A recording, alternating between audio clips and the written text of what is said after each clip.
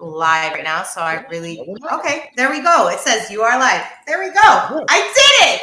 Yay me! Yes, you did it. Yes. I figured it out finally.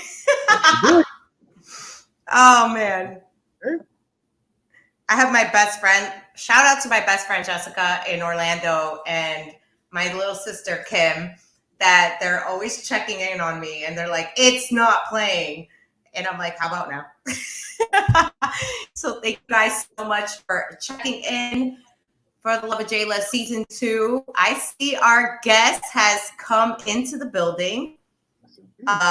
He obviously has a lot more light than we do over here in the East Coast because it's been getting super dark very early. My daughter has been complaining for weeks now. I'm like, Mom, why is it so dark when you pick me up from school? And I'm like, no sé qué decirte, mami. Sorry, this is what happens. But I'm going to kick it off. Before I introduce my guest, we're going to do something that is one of my favorite segments of the whole show. Actually, you know what? I'm just going to check him in because he needs to be a part of this. Hello, sir. Can you hear us? Hold on. Can you hear me? I can hear you. I can't hear you guys. I can hear you. We can hear you. You're loud and clear. It's actually a little loud.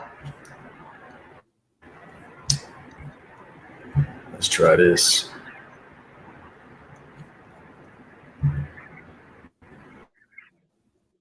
Hear me now?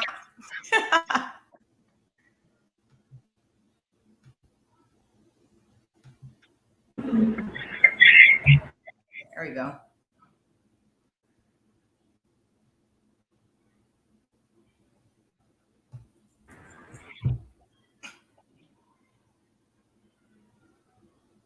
Can you hear us? Are you good?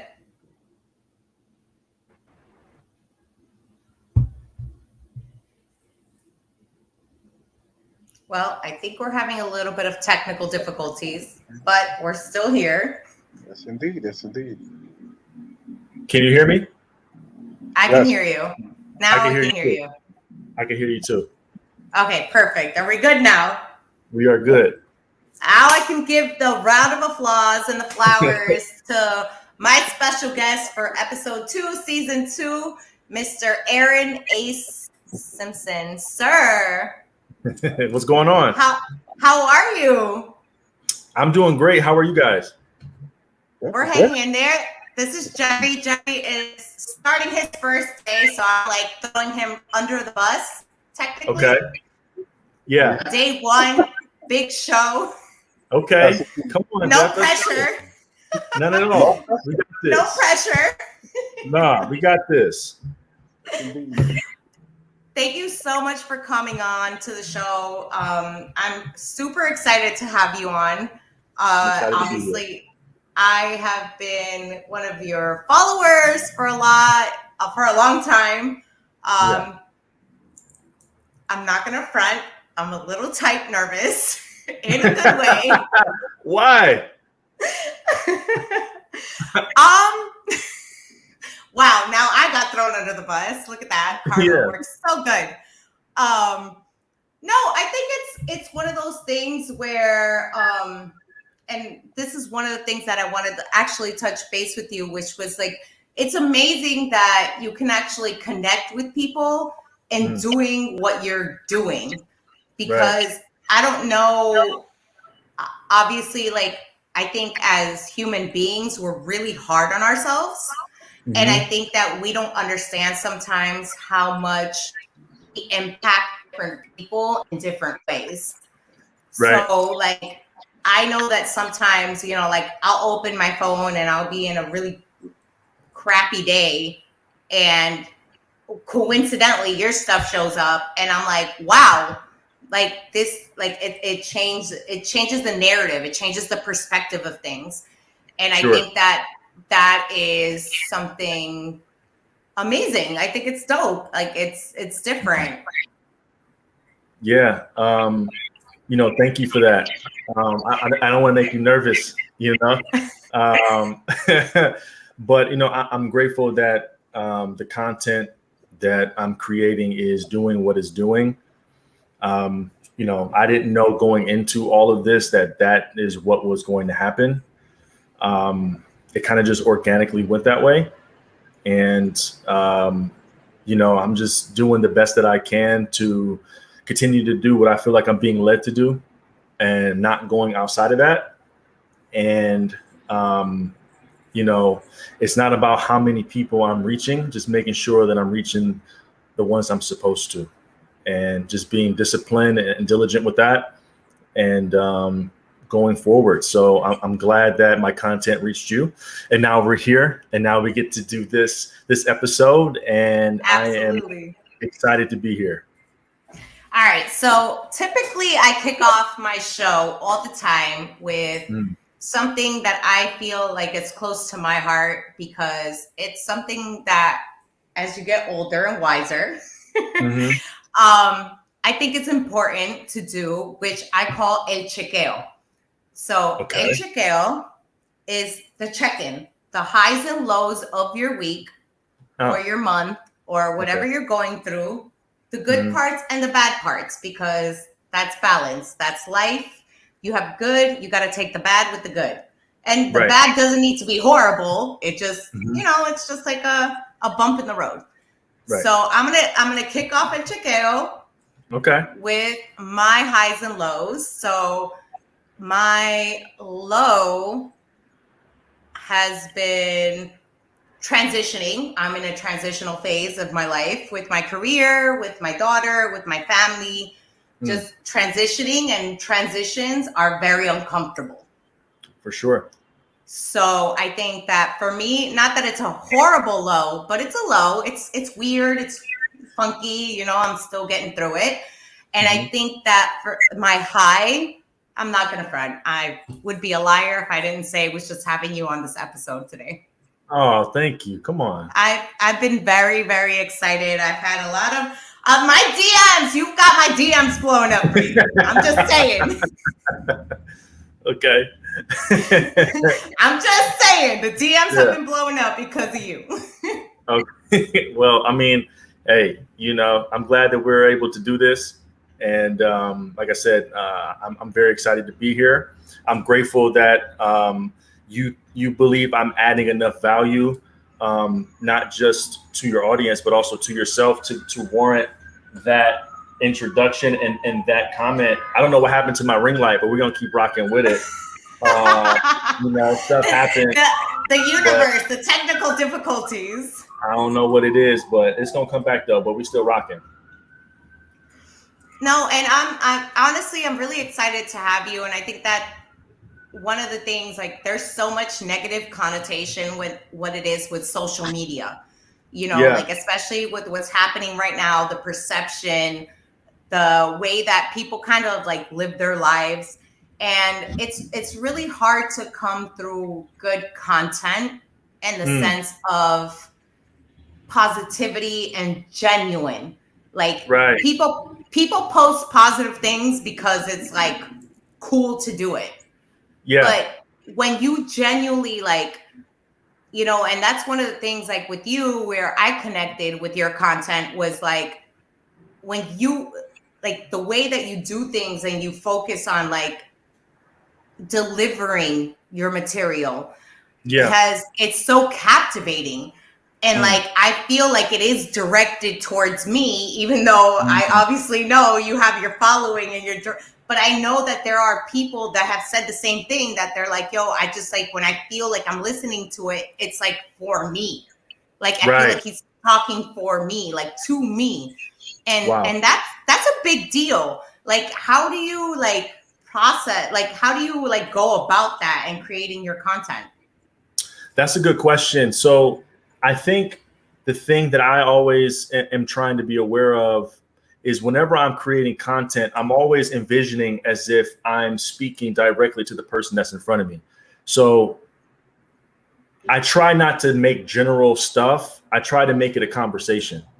And I want to deliver my messages as if it's like this right here, like it's a one-on-one conversation and I'm right here. So I'm very careful with the wording that I choose to say. When I'm making my videos, I try to use words to personalize it to whomever is stopping to watch my content. Because there's a lot of content that's out there that's very general. It's not really tailored to any type of individual. So when I'm in front of the camera, I try to envision that it's literally me and you. You know what's funny though that you say that, because that's an old school radio trade. No, Like yeah. old school radio people, like when they tell you, like when you start, they're like, hey, and I'm grabbing Selena, but they're like, Come hey, on, grab Selena, you know, I love my girl.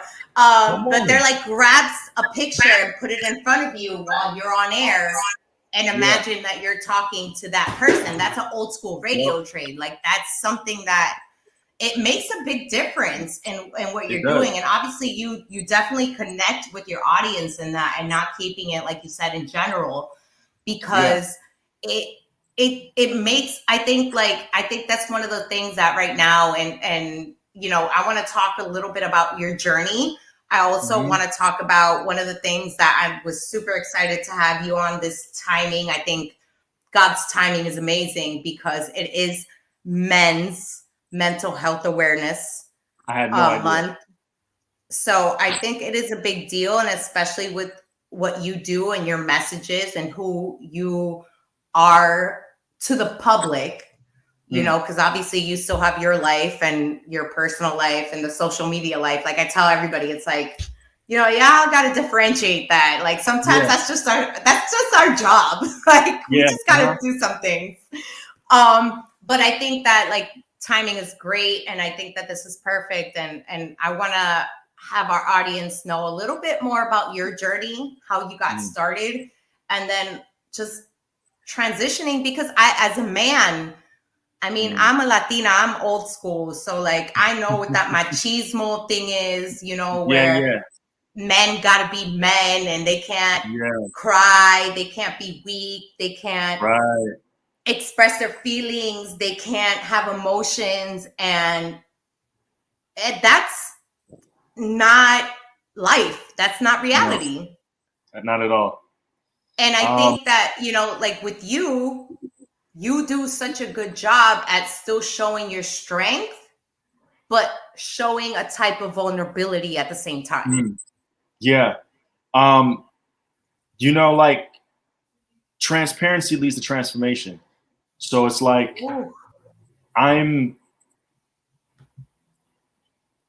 when that camera's on, so like for me, I try to be as authentic as I possibly can. Now, everyone doesn't need to know everything about me, because some of the stuff is just for me and God only. But I try to be as vulnerable and transparent as I can with my past struggles, things that I go through. And I think that's what makes my connection with people so intimate, because it's coming from a place of I understand. So I'm always trying to be aware of, I'm not talking at you, I'm talking with you. You know, I'm not this is what I've done, you need to do it like this. It's like, no, like if we're in an ocean, right, and you're at the shore, I'm walking in the water to show you that it's not as deep as you think. So it's not like I swam here, do what I do. It's more so like, look, I'm still here. I'm standing. I mean, it's deep, but you can still be in here and you can function. Come on, everything is okay. You know, because like I struggled with severe anxiety and depression in my mid-20s. And I would say that even though I became aware of it in my mid-20s, it was probably there in my childhood. It had to be. And, you know, just to give everyone a brief backstory, you know, I grew up the youngest of 6. From a blended, so, my mom's the youngest of 8, so I know the struggle with big ass family. So like in a blended family. So my parents were each married once before. So I'm the only child from my parents. And I have 3 brothers on my father's side and 2 on my mother's side. So all of my brothers are significantly older than I am, right? So it's 5 years older, 7, 9, 10, 15. So by the time I'm starting to really come into my own, I have brothers that got married, They started having kids. I had one went to prison. One unfortunately passed away when I was 19. So like, I always had this fear of abandonment as a child, that the closer I would get, the further people would go away. And where was your like that switch where like you were, because obviously self-awareness comes into it, I think big time. Right. I think you start realizing it like little by little, but like where was that like click for you that like you knew you had to make a shift? It probably was, I would say I became really self-aware around 2013, 2014 is probably when it was starting to become obvious. That's when I really started to hit the wall with depression. So I was living in Brooklyn at the time. So for those of you that don't know, I'm from Detroit. And when I was 23, 24, I moved to New York right after Hurricane Sandy. So like late 2012. Yeah. And at the time, I gave up my dream of playing professional basketball. So I was kind of going through a quarter life crisis. And I thought packing up and just moving on a whim to New York City was going to bring me some type of fulfillment. So I moved there to model and act. I'm only laughing because I promise you, around the same time, I think I did the same thing. Yeah, like I sold my car and I got a one-way train ticket and I went straight to New York. And I was there and I got signed to a modeling agency and I got a job and I was working my job during the day, and then I was doing castings and auditions during the afternoon, and then I was doing catering services at night. So like I was just like this all the time. But what was going on, I thought I was doing what was best for me, but in reality, I was running from myself. Because growing up, like I was saying earlier, I had abandonment issues. And when I played sports, I was always playing 2 or 3 age levels above myself. So all my friends were older. So it got to the point where basketball was where my identity was, that I can control this at all times. This ball can't bounce unless I dribble it. You know, it can't shoot itself. Everything is based on what I decide to do with it. And so my identity was in that basketball. So when that basketball dream fell short, I didn't have any significance or value for me. So I was looking for the thing to attach myself to give me significance. And when it got too overwhelming, I broke. I had panic attacks. I was in depression. I was in anxiety. I was on medication. I had to move back to Detroit to stay at my parents' house. Like it was a very, very dark time for me. But it was in that moment that I started to lean on God a whole lot more, because clearly I couldn't do this on my own, because it was not working for your boy. And no, I mean, and realistically, like that's really low key traumatizing. Because I mean, like I've personally been through like something like that where I just lost everything I thought I knew. Right. You know, and I think a lot of people, like, especially nowadays, want to like, oh, it just happens. It's life, and it's not that simple. Like you put your heart and your soul into something and you love it. You have that passion for it. And then when it just fades out of your hands, when it's out of your control at that point, right? It's very demeaning. Like you don't know what to do with yourself at that point. And I think that a lot of people, and unfortunately, like leading back to, you know, men's mental health awareness, is that a lot of people just feel like, all right, this happened, deal with it, move on. Right. It's not that easy. It's not like. It's not. Especially when you're doing it for the wrong reasons, which makes it even worse. So like, I thought I wanted to make it to the NBA because it was my dream, but in reality, I wanted to make it because that would give me validation that I was valuable or enough. So me wanting to make it in the NBA had nothing to do with me wanting to make it to the NBA. I needed that as a sign or a label that I am worthy of love. I am worthy of attention. I am worthy of value in other people's lives. It wasn't even about basketball. It was about me feeling significant. So that's why I moved to it New was York. about getting the okay, like that, like Yeah. you're good at So this. it was, like because I created this this defense mechanism where, you know, I became a people pleaser because everyone was leaving. I had to do everything in my power to not give anybody a reason to leave my life. So saying yes to everybody and everything became my defense mechanism. So in my mind, I make it to the NBA, I'm making tens of millions of dollars a year. I can say yes to everybody. I can give them this, I can fly them here, I can invest in this. Like, it would give me more of a reason to try to please as many people as I possibly could. And this is actually the first time I've ever said that out loud. Was, you know, the more I would acquire, it gave me more of a reason to please people. And when I realized that that was the problem, because you got to get to the root of the issue, not the branches of the tree, you got to get to the root. And once I got to the root, all these other things started to fall into place. Why was I attracted to certain type of relationships, friends, business ideas? Why was I attracted to certain things? Because I always felt I need to be everyone's savior. Because by me helping people, it would give me reassurance that I was enough, and then they would feel like they needed me. You know, so I say this, unfortunately, it's like almost like a generational curse. Like you are taught, conditioned, placed in a place where it's like you have to do this, you have to be there, you have to do that. You like, it's like a certain almost mold that you have to meet. yeah. And it's really uncomfortable, and it's a really weird space to be in, to be the first one to say like, no, this is not healthy, this is not okay. Right. Like, what is going on? Yeah. And then too, like, I come from, you know, Detroit is blue collar. The Midwest is blue collar.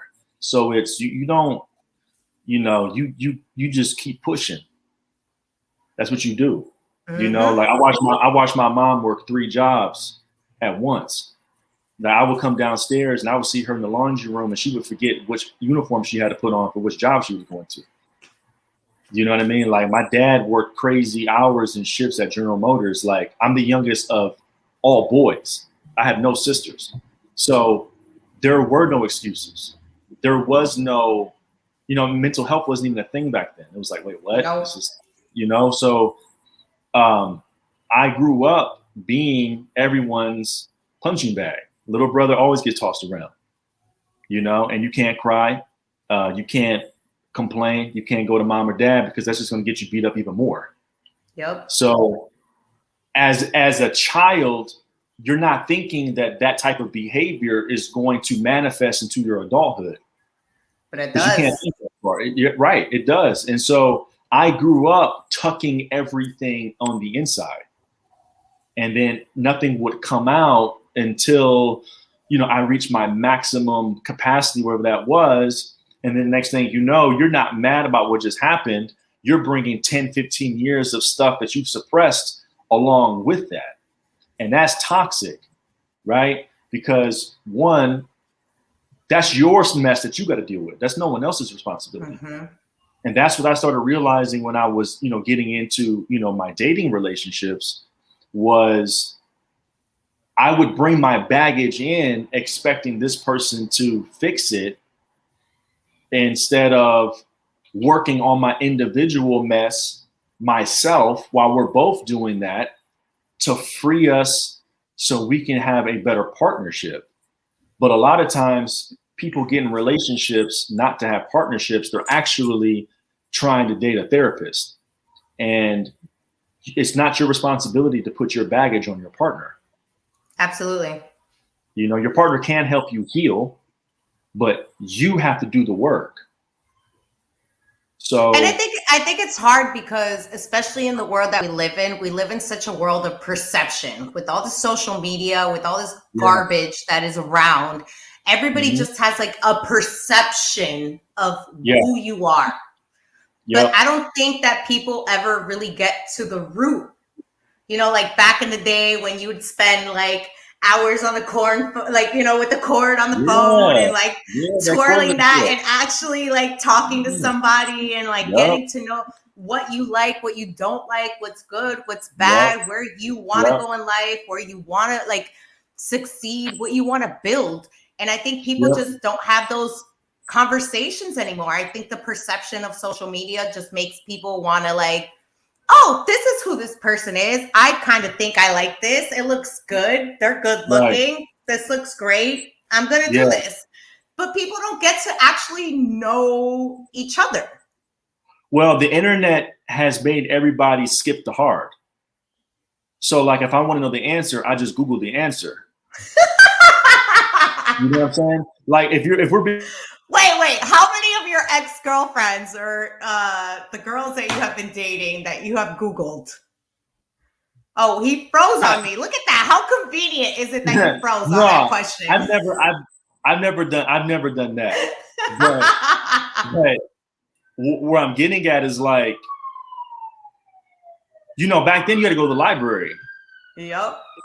You know what I mean? You had to go to the library to read and to check a book out.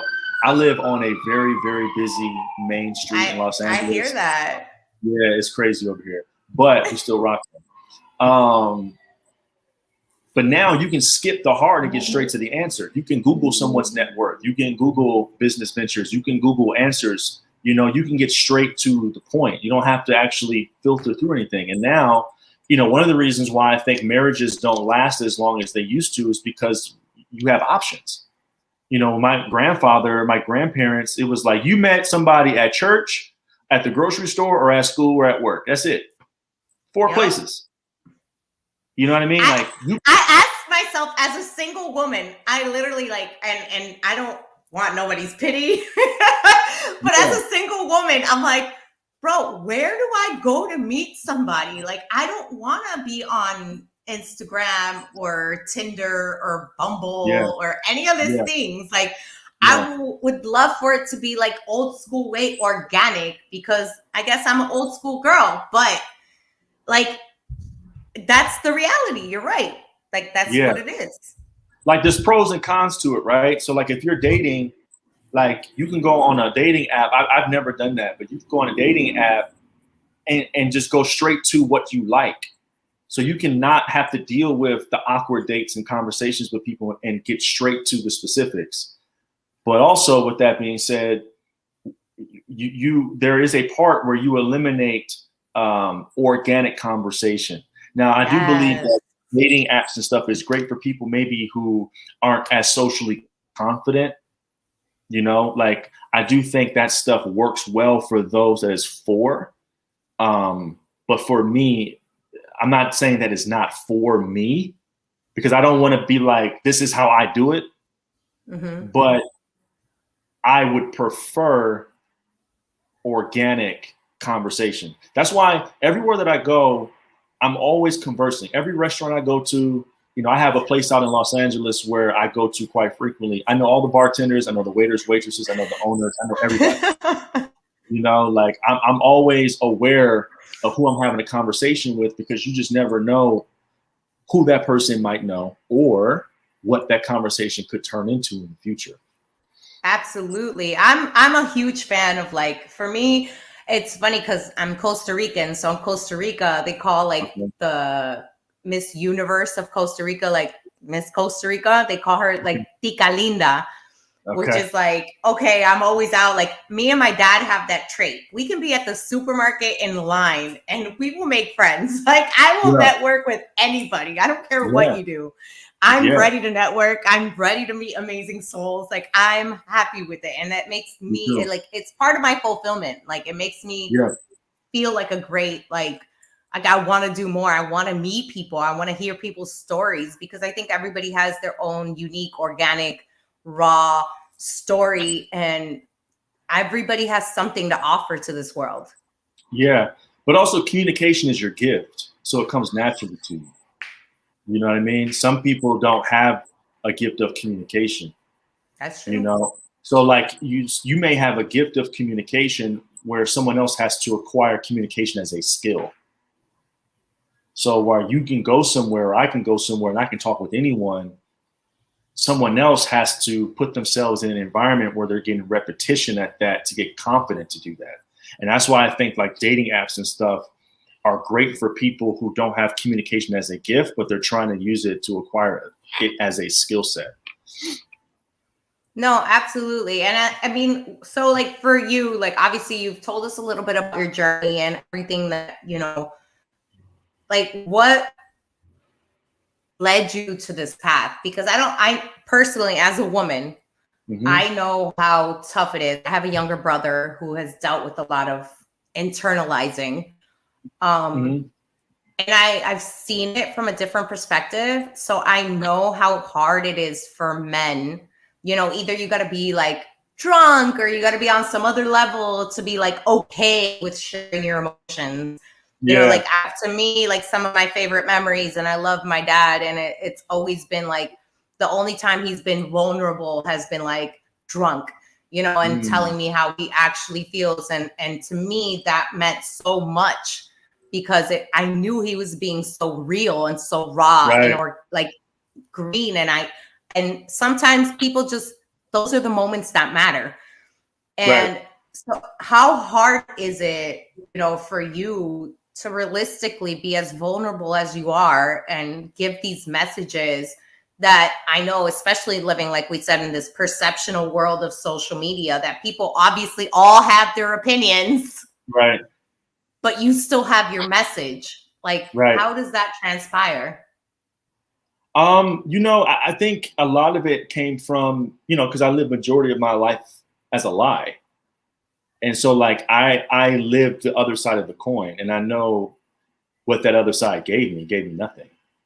So once, you know, I grew my relationship with God and I gave my life up, and I just was like, you know, I want to do this your way. I'm not perfect. I'm going to need your unlimited grace and mercy, but I want to do what you have and what you want for me. And once I started doing that, life really started to get easier, because once I started to raise my expectations, my pastor said something today that really stuck with me, and he said it beautifully. And he said, once you start to raise your expectations of God, you lower your expectations of people. And once I started to understand that God meets me to the level of my expectations, it kind of freed me from having to live a life to please others, because it's not about that. And when you understand that, and when you're walking in that, you realize that people really don't care what you're dealing with in terms of like, it should scare you from saying certain things, because it's like people is like, all right, whatever, cool, like sweet. But I'm only laughing because literally I had this conversation, and shout out to my best friend Jessica. I know she's tuning in. She literally said that to me this afternoon. She's like, nobody gives a fuck. Nobody cares. No one cares. No one cares. And you know, no one cares. But the thing is too, is like, when you understand that life isn't about you, it makes you want to do more.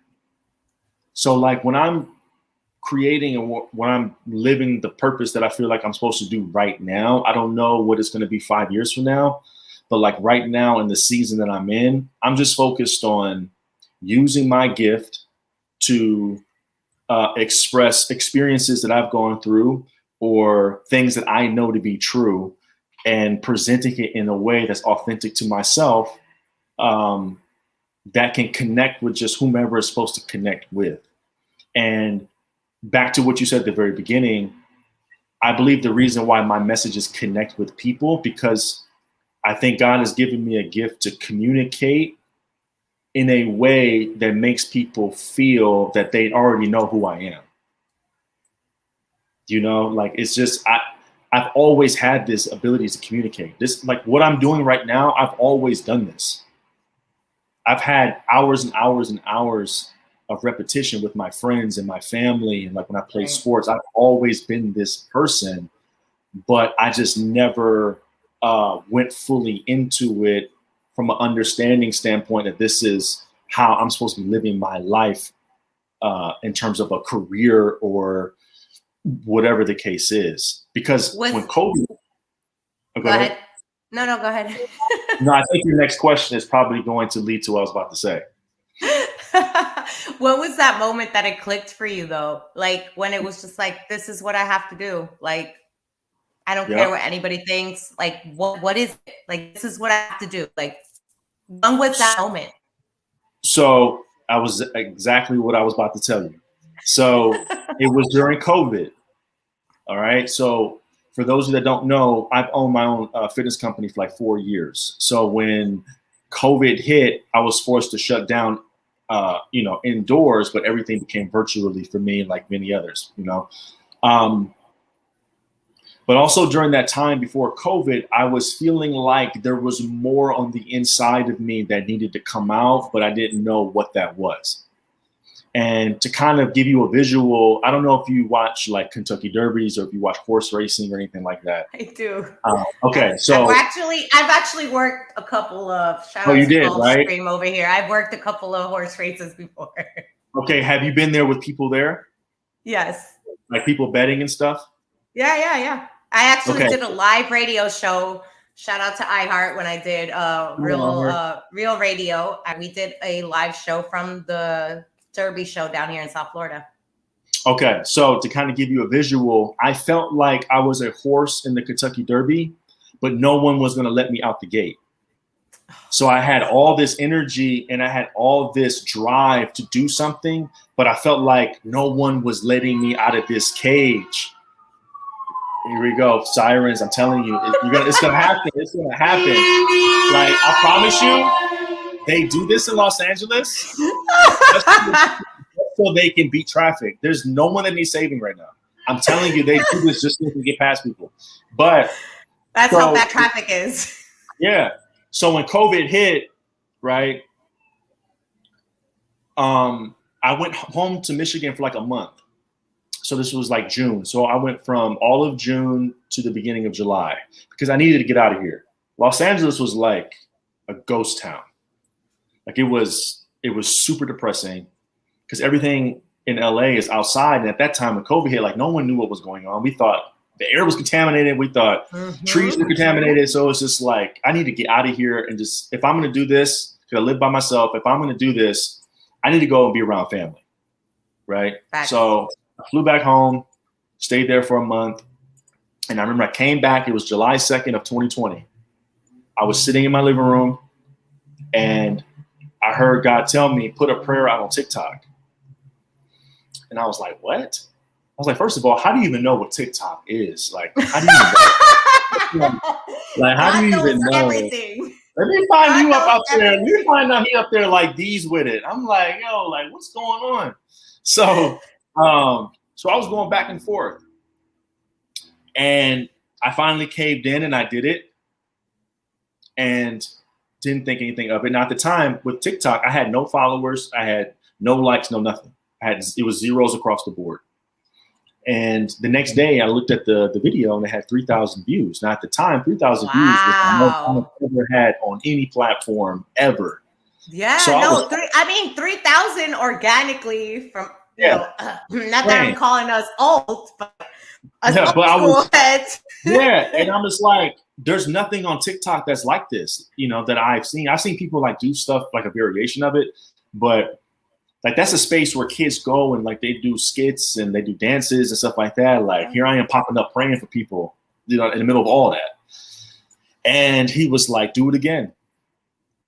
So I kept doing it and doing it. So I went from 1 a day to 2 a day to I would do a prayer in the morning and the evening and then like encouraging word in the middle. And about a month after that happened, I remember I was about to get my hair braided for the first time.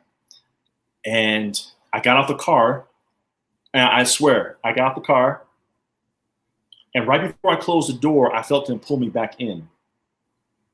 And I felt him say, I need you to do a prayer on anxiety. I was like, all right, did it one take, no camera light. I have 2 phones. So I had my personal phone flipped backwards. So I had the flashlight on. Lighting.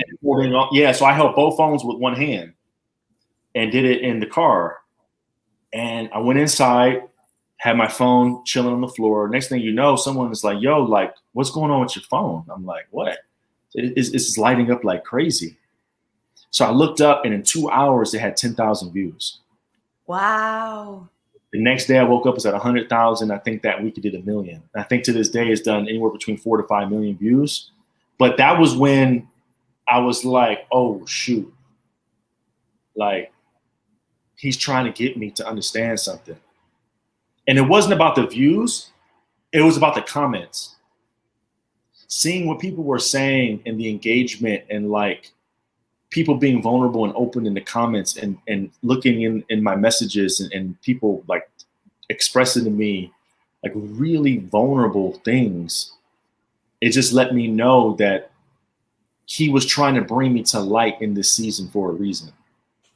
And what ended up happening was I wasn't doing anything on Instagram. It was just only TikTok.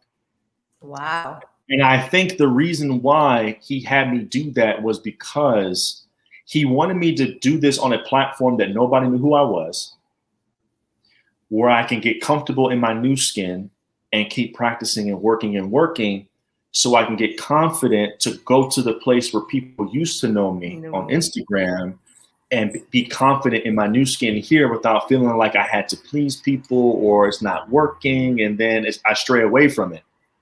But so how is like that transition? Because like, I mean, realistically, when you're going through, and I call it shedding season, you know, and you're letting all this dead skin, all this dead weight, all that go, you're growing, you're healing, you're trying to do different. Yeah. And unfortunately, with that comes loss and healing and different paths. So you lose people along the way. Yeah. And obviously now you're getting noticed. People are looking at you. People have a different perspective of you. Yeah. How is it that you have handled that, or how, like, you know, you've had to receive that? Because I'm pretty sure, like, it would be silly of me to say that you haven't lost people along the way because of the new path you've taken, because it's not, even if it's the right path or the religious path or the godly path, like, you still lose people. Like, people don't understand. Yeah. That's a good question. You know, and I think, you know, grieving is, there's like this idea that grieving is only tied to when we actually lose people, from a physical standpoint. Nope. Grieving is when you lose anything, period. And what I realized was when I was fully embracing who I was becoming, and I was being authentic in that, on and off camera, one of two things are going to happen. People are going to gravitate more to you, or people are going to gravitate away from you, right? And you have to be okay with that, because sometimes you have to reposition people. And it doesn't mean you have to cut people out of your life forever. It might just mean in this particular season, you have to reposition the value they hold in your life. Because as you're growing, you're also still vulnerable. Because you know who you used to be longer than you know who you're becoming. So your habits, your old ways, the things that used to appease you, the things that used to entertain you, that's still more familiar and concrete than the new you that you are embracing. That's why it's important that your circle is so tight with people that have the same values. They don't have to do the same thing you're doing, but the principles that you embody, it has to be the same. I know that, like, I think one of the hardest things, though, for a lot of people is like that whole title of family, you know, blood relations and what you're allowed to tolerate or not tolerate, or what you've seen and not seen. And like, for you personally, like, how have you had to handle something like that? Whereas, like, you know, do you remove people? Like, how do you handle that? Because at the end of the day, you're told, like, that's your blood, that's your family. You got to just deal with it. Right. Well, I mean, you have to make a decision. right? And this is one of the things that I had to learn the hard way was God knew you before you were born, right? So your purpose is not tied to anybody that you're born into. You can't control that. You can't control who you bring into your life, though. You can't control the life that you're born in, but you control the life that you are bringing in. And when you're looking at it from that perspective, you have to value your standards, your boundaries, your purpose before anybody and anything else. My purpose is priority number one. My relationship with God, of course, is number one. My purpose is number two. Because nobody, my mom, my dad, my brothers, when I have a significant other, none of them gave me purpose. They didn't give my dream to me. Facts. I did. So with that being said, it's natural that.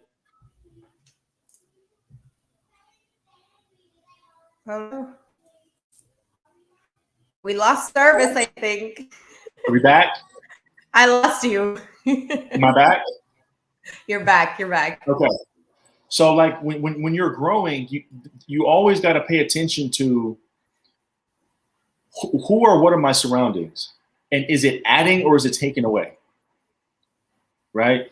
And there may be times where you can't tell your parents everything, and that doesn't 100%. mean that doesn't mean that you love them less. That doesn't mean anything other than you are in a particular season where it is vital that you protect the season that you are in, because people are always going to look at what's best for you through their eyes, not what God is telling you to do. There's a difference between, I say this all the time, there is a difference between having vision and having sight. They are not the same. They're not the same. When you are operating in vision, most people are going to operate through sight. So when you have a dream, if God put a dream in your heart, if you have a vision, you have a business, you want to write a book, a song, a movie, whatever that is for you, you have to align yourself with people who have that vision. It's like what they say in radio. It's like you're not. It's like hearing versus listening. Right. There's a difference. There's the difference, because vision is spiritual. It's not physical. Right? Vision is, it's not here, but I'm bringing it here. Sight is, I'll believe it when I see it. So when you're telling someone something that's of value to you, that's a vision, and they say no, or you need a plan B, or I wouldn't do it that way, it's because they're operating through sight and not vision. That is why when you find, like with me, just me specifically, when I decided to fully walk into this, I know that the majority of my family is not going to get it. They're not going to get it. And it's not because I'm doper than them, I'm more deep than them, I'm smarter or more wise. It's that this is my season. It's mine. This is my purpose. This is my calling. They're not supposed to fully understand it. And if I'm looking for them to understand it, it's really because I'm not secure in it myself, and I need their approval to validate what I'm doing is correct. So that's why I said from the beginning, the expectation of God, the higher that goes, the lower my expectation is for people, right? And then as you get older and more mature, you stop looking at mom and dad as mom and dad. You look at them as Mary and John. Yeah, as humans. As human beings. So you realize, like, one of the books that I've read that changed my life, and I highly recommend anybody that is watching this, listening to this, that is a leader, not just in business, but you want to be a leader of your life. It's called The Emotionally Healthy Leader. And one exercise that it teaches you is, I forget what the diagram is called, but basically you're drawing a family tree of your mom's side of the family and your dad's side of the family. Okay? And basically what you're doing is you're connecting everybody together. and you're trying to see relationships between everybody to see what battles you're probably going to be the one that's going to have to break for these chains to break, right? But the key component to all of that is you have to label everybody by their first name. You can't say grandma, grandpa, mom, or dad. You have to label them by their first name, because now you take the emotional connection out. Sorry, my daughter is peeking through here. No, what's up? Hey, how are you? Say hi. What's your name? What's your name? Bella. Bella Liani. Ah, Bella, you're so pretty. Yes, you're in 3rd grade. No, she's in 1st grade. 1st grade? You're in 1st grade, right? Yes. Yeah. Do you like school? Say so. Okay. What's your favorite class? You like English? You like Arts. math? What was it? Arts. Arts. Who's your favorite teacher? Miss Bezos. Miss Bezos? That's my That's your- art teacher. Oh, okay. What's one thing you love about your mom?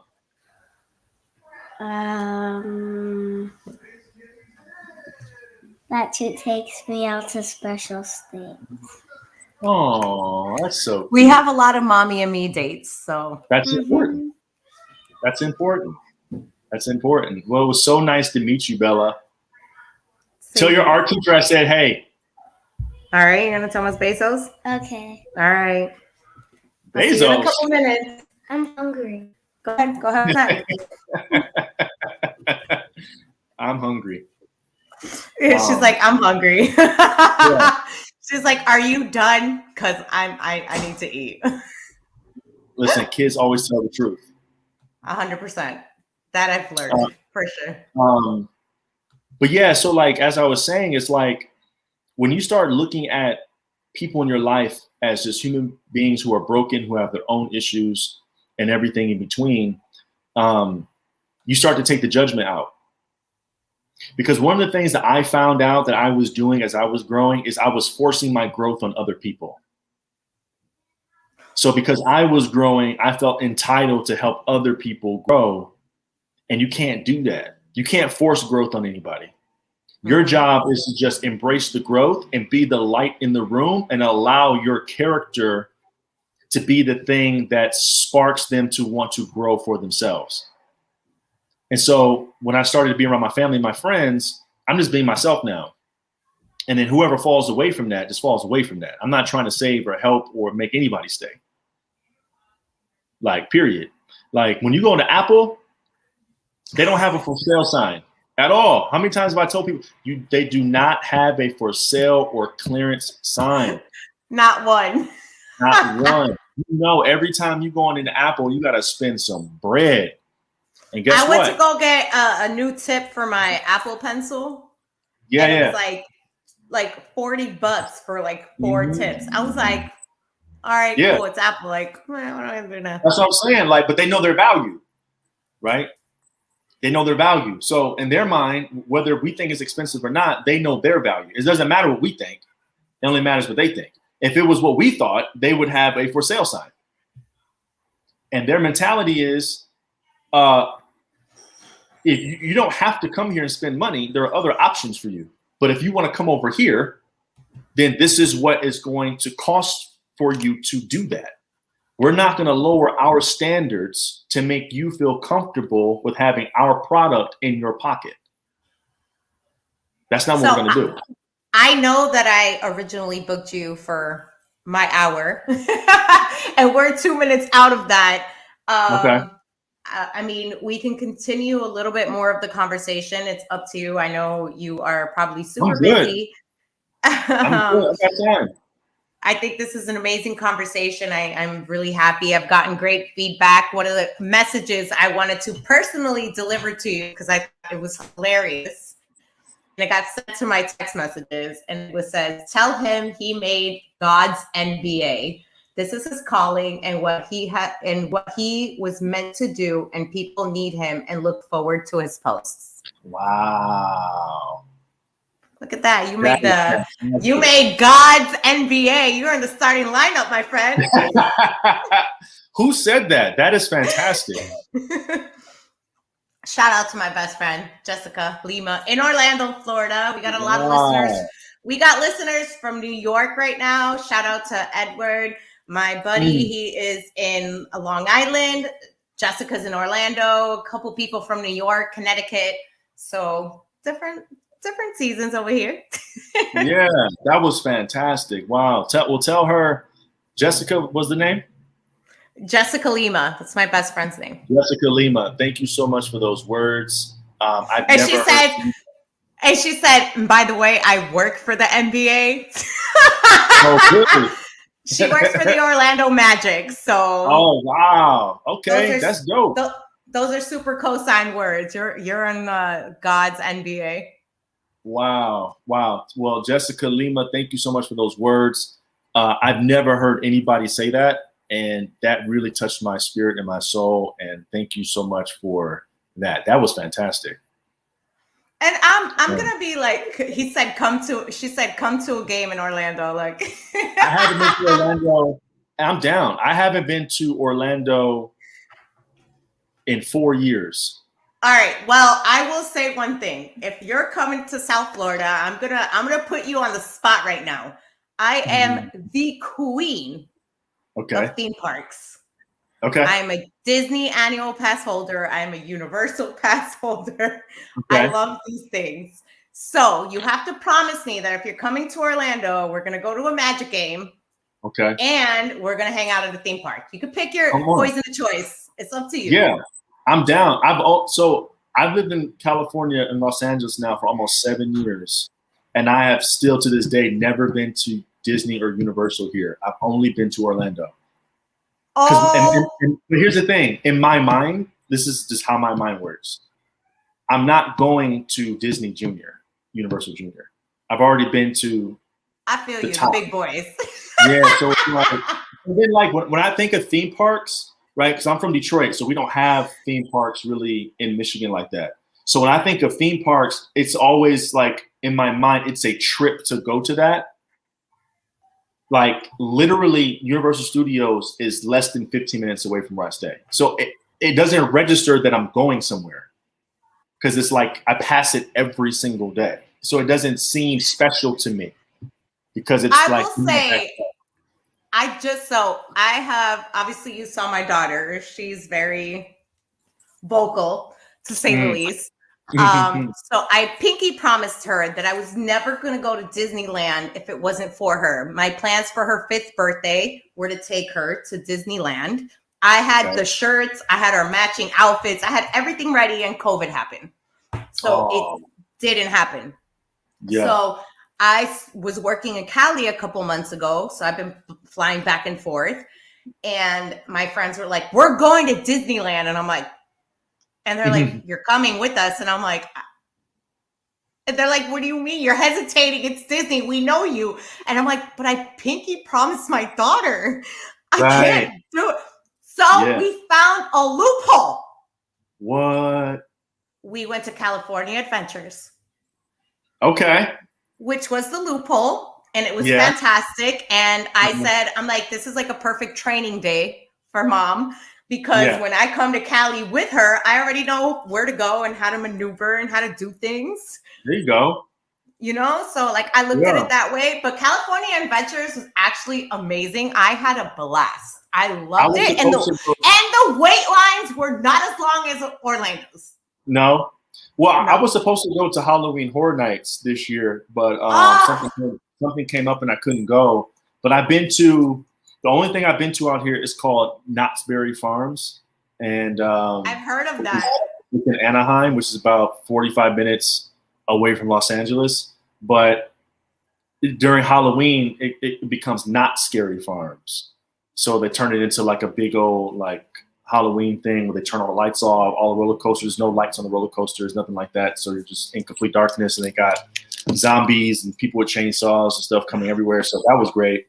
You're speaking to my soul right now, because this year I was not going to go down. I went to Halloween Horror Nights last year when there was no horror nights at that time. They just put like two random Halloween houses. I went to that. And then this year I went to Halloween Horror Nights and Hallow Scream in Busch Gardens. Like, I'm that girl. Like, I'm the door. I'm like, we're going to the haunted houses. Let's do this. Yeah. But it was a little, it's been different like post COVID, but it was amazing. I love all of that. I'm such a dork. I am an adrenaline junkie. Like, I just love going to all the rides and stuff. I'm the same way. Like, I love horror movies. Like, I love. What's your favorite horror movie? Wait, real question. What's your favorite one? And what's the one that you're just like not okay with? That I've seen? Yeah, like I like, for me, like, I'll give you an example. Like, I love Scream. The first one? All of them. Okay. But I'm not okay with Freddy Krueger. Freddy Krueger freaks me the fuck out. I dream too much. Like, my mind is too crazy to like understand that might be some type of reality. Like, I'm not with the shits. That's funny. My favorite. So like, so I'm the type of person where I like the quality of the movie more than trying to scare me. Okay, so like, I'm not down with just like slasher stuff. I like slashing with purpose, right? So like the first Saw movie to me was amazing. Yo, it's one of the best movies of all the Saw series. I mean, it got progressively worse as it got on. The thing is, like, so like it's still top 5 best ending I've ever seen in any movie ever. Facts. But the movie wasn't built around the slashing; it was built around the story. And the problem, like with franchises like that, like Fast and Furious has the same thing, where it's like, so like whenever like a sequel comes out, I always say, oh, they're about to Fast and Furious it, meaning like they're just gonna keep.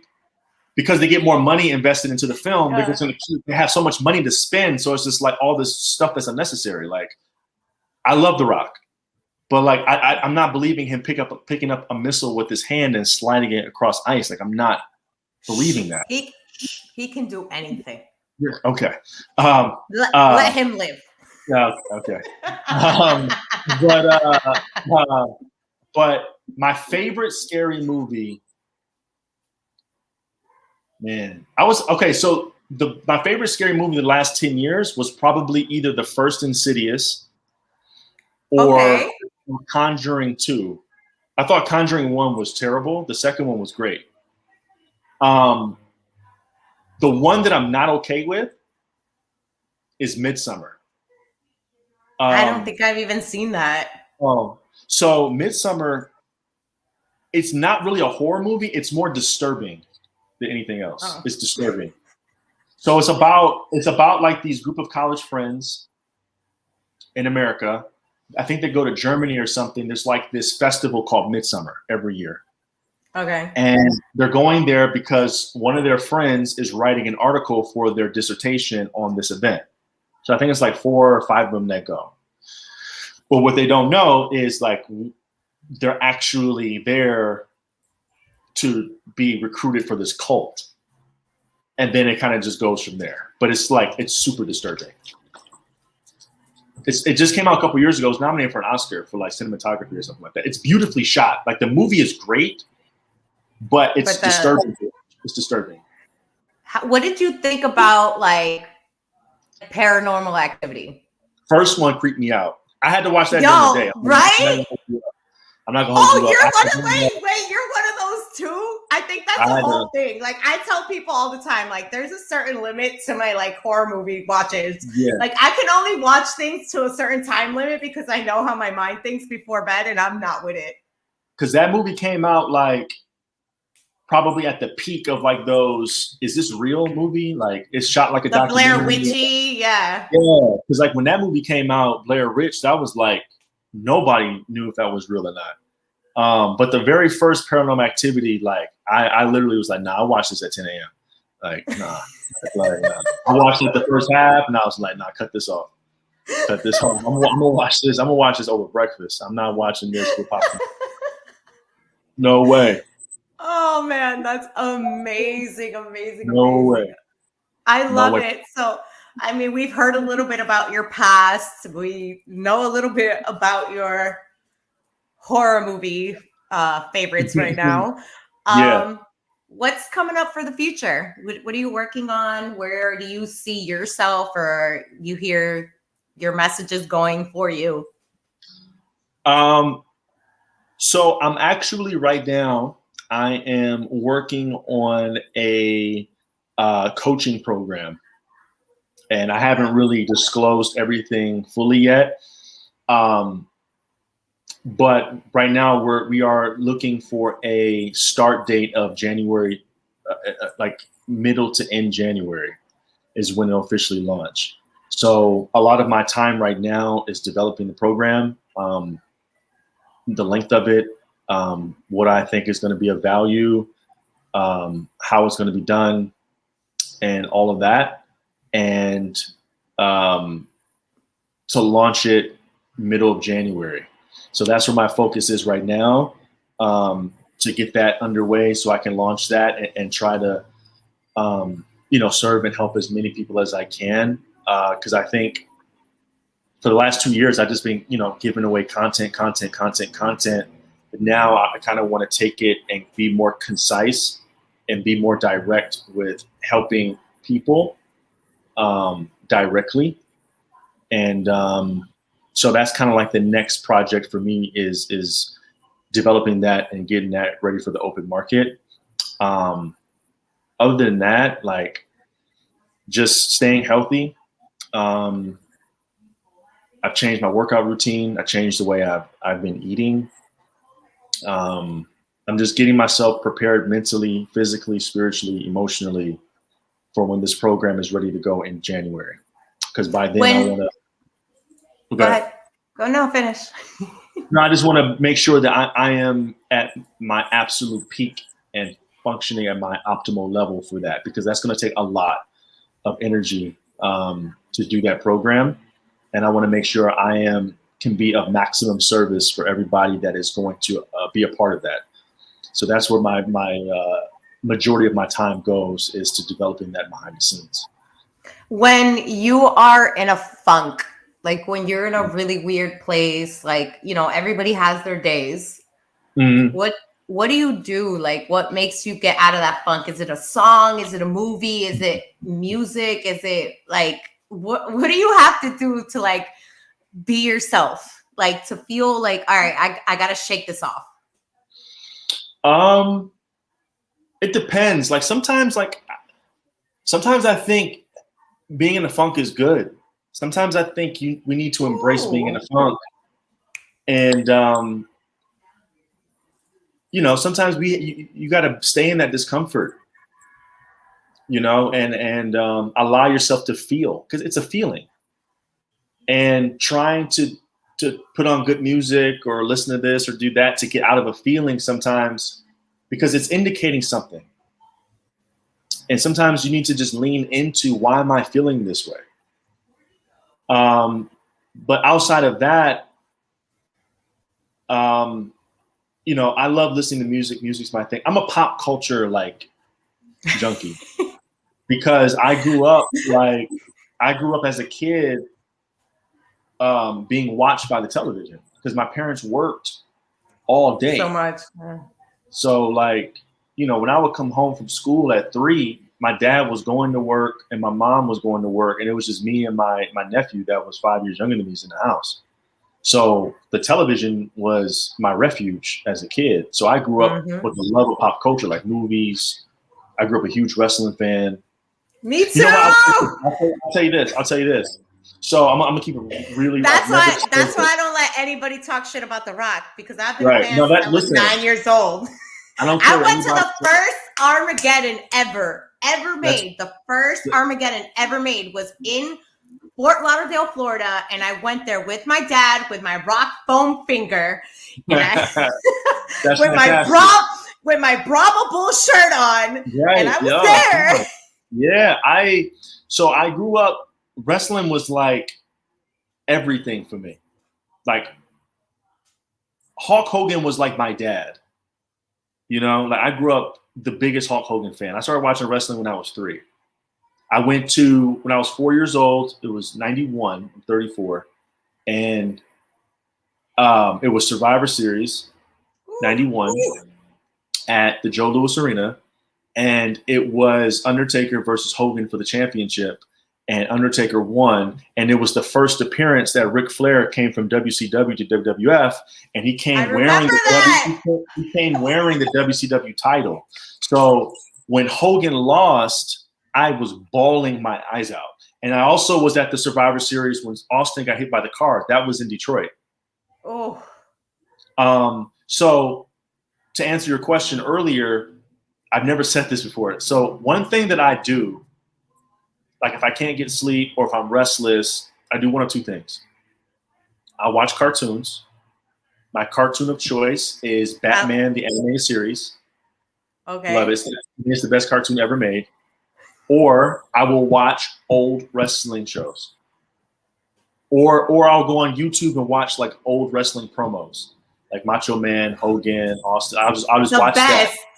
Yeah, like when I fly, Jake the Rattlesnake, the old promos they used to do, yo, back in the day were ridiculous. Yeah. They're amazing. So when I was battling anxiety in my mid-20s, because I only fly Delta. That's all I fly. Oh, I'm sorry. Yeah, that's it. They're the best. Noted for the Orlando trip, Magic, please make sure that it's Delta only. Jessica. Listen, I got the clear taken care of. I'm clear. You know, I go straight to the front. She said setting up a date. There you go. Come on. But when I was battling anxiety, when I would fly, I would always watch 80s or 90s rom-coms. That always brought me comfort. Yeah. So I love rom-com, all types of rom-coms. I love 90s rom-coms, 80s rom-coms, all the rom-coms. The cornier, the better. That's what I'm saying. So like, you know, I guess all in all, nostalgia is what helps me get out of my funk. Stuff that's familiar. So watching old wrestling, old cartoons, you know, movies that I grew up with, stuff that makes I can identify where I was when I was watching. I lost him again. He froze on me. Am I back? You're back. Okay. So nostalgia is what helps me get out of my funk. Going to watching and listening to things that I can identify. I remember where I was when I first watched this and going back to that place. That's what I do. What is the one dorkiest, corniest, weird, awkward thing about Ace? Like, what's the one thing that people are going to be like, really? Dang. There's a lot. Like, he said, there's a lot. There's a list. I'm such a goofball. What's the corny thing? Is there a certain like food or like random thing? Like, I know I'm weird to people because I'm so Central American. Like I wake up in the middle of the night and I literally go have a slice of bread with like sour cream on it because I like. Yeah. Okay. So I got weird stuff like that. So I think, okay. So I'll tell you one thing that annoys my friends the most is I am a meticulous food orderer at a restaurant. I'm very meticulous about what I'm ordering. I'm very meticulous. What does that mean? Meaning like I'm asking hella questions to know and to make sure that you give me exactly what I ordered. So like I'm the guy that say, I'll have this. Is that come with one side or two sides? Like I'm like, I keep asking questions so I know I can get exactly what I want. And my friends, every time we go to brunch, because I go to brunch like once a week, like every week. Like as soon as it's my turn to take the order, they already know. Here we go. Here we go. I'm laughing because I'm the same way. I'm the one with the million questions for no reason. It'll take me 5 minutes to order food. What's one thing that I'm not a big dessert. I'm not a big dessert person. Me neither. I'm not a dessert person. I'm more salty snacks.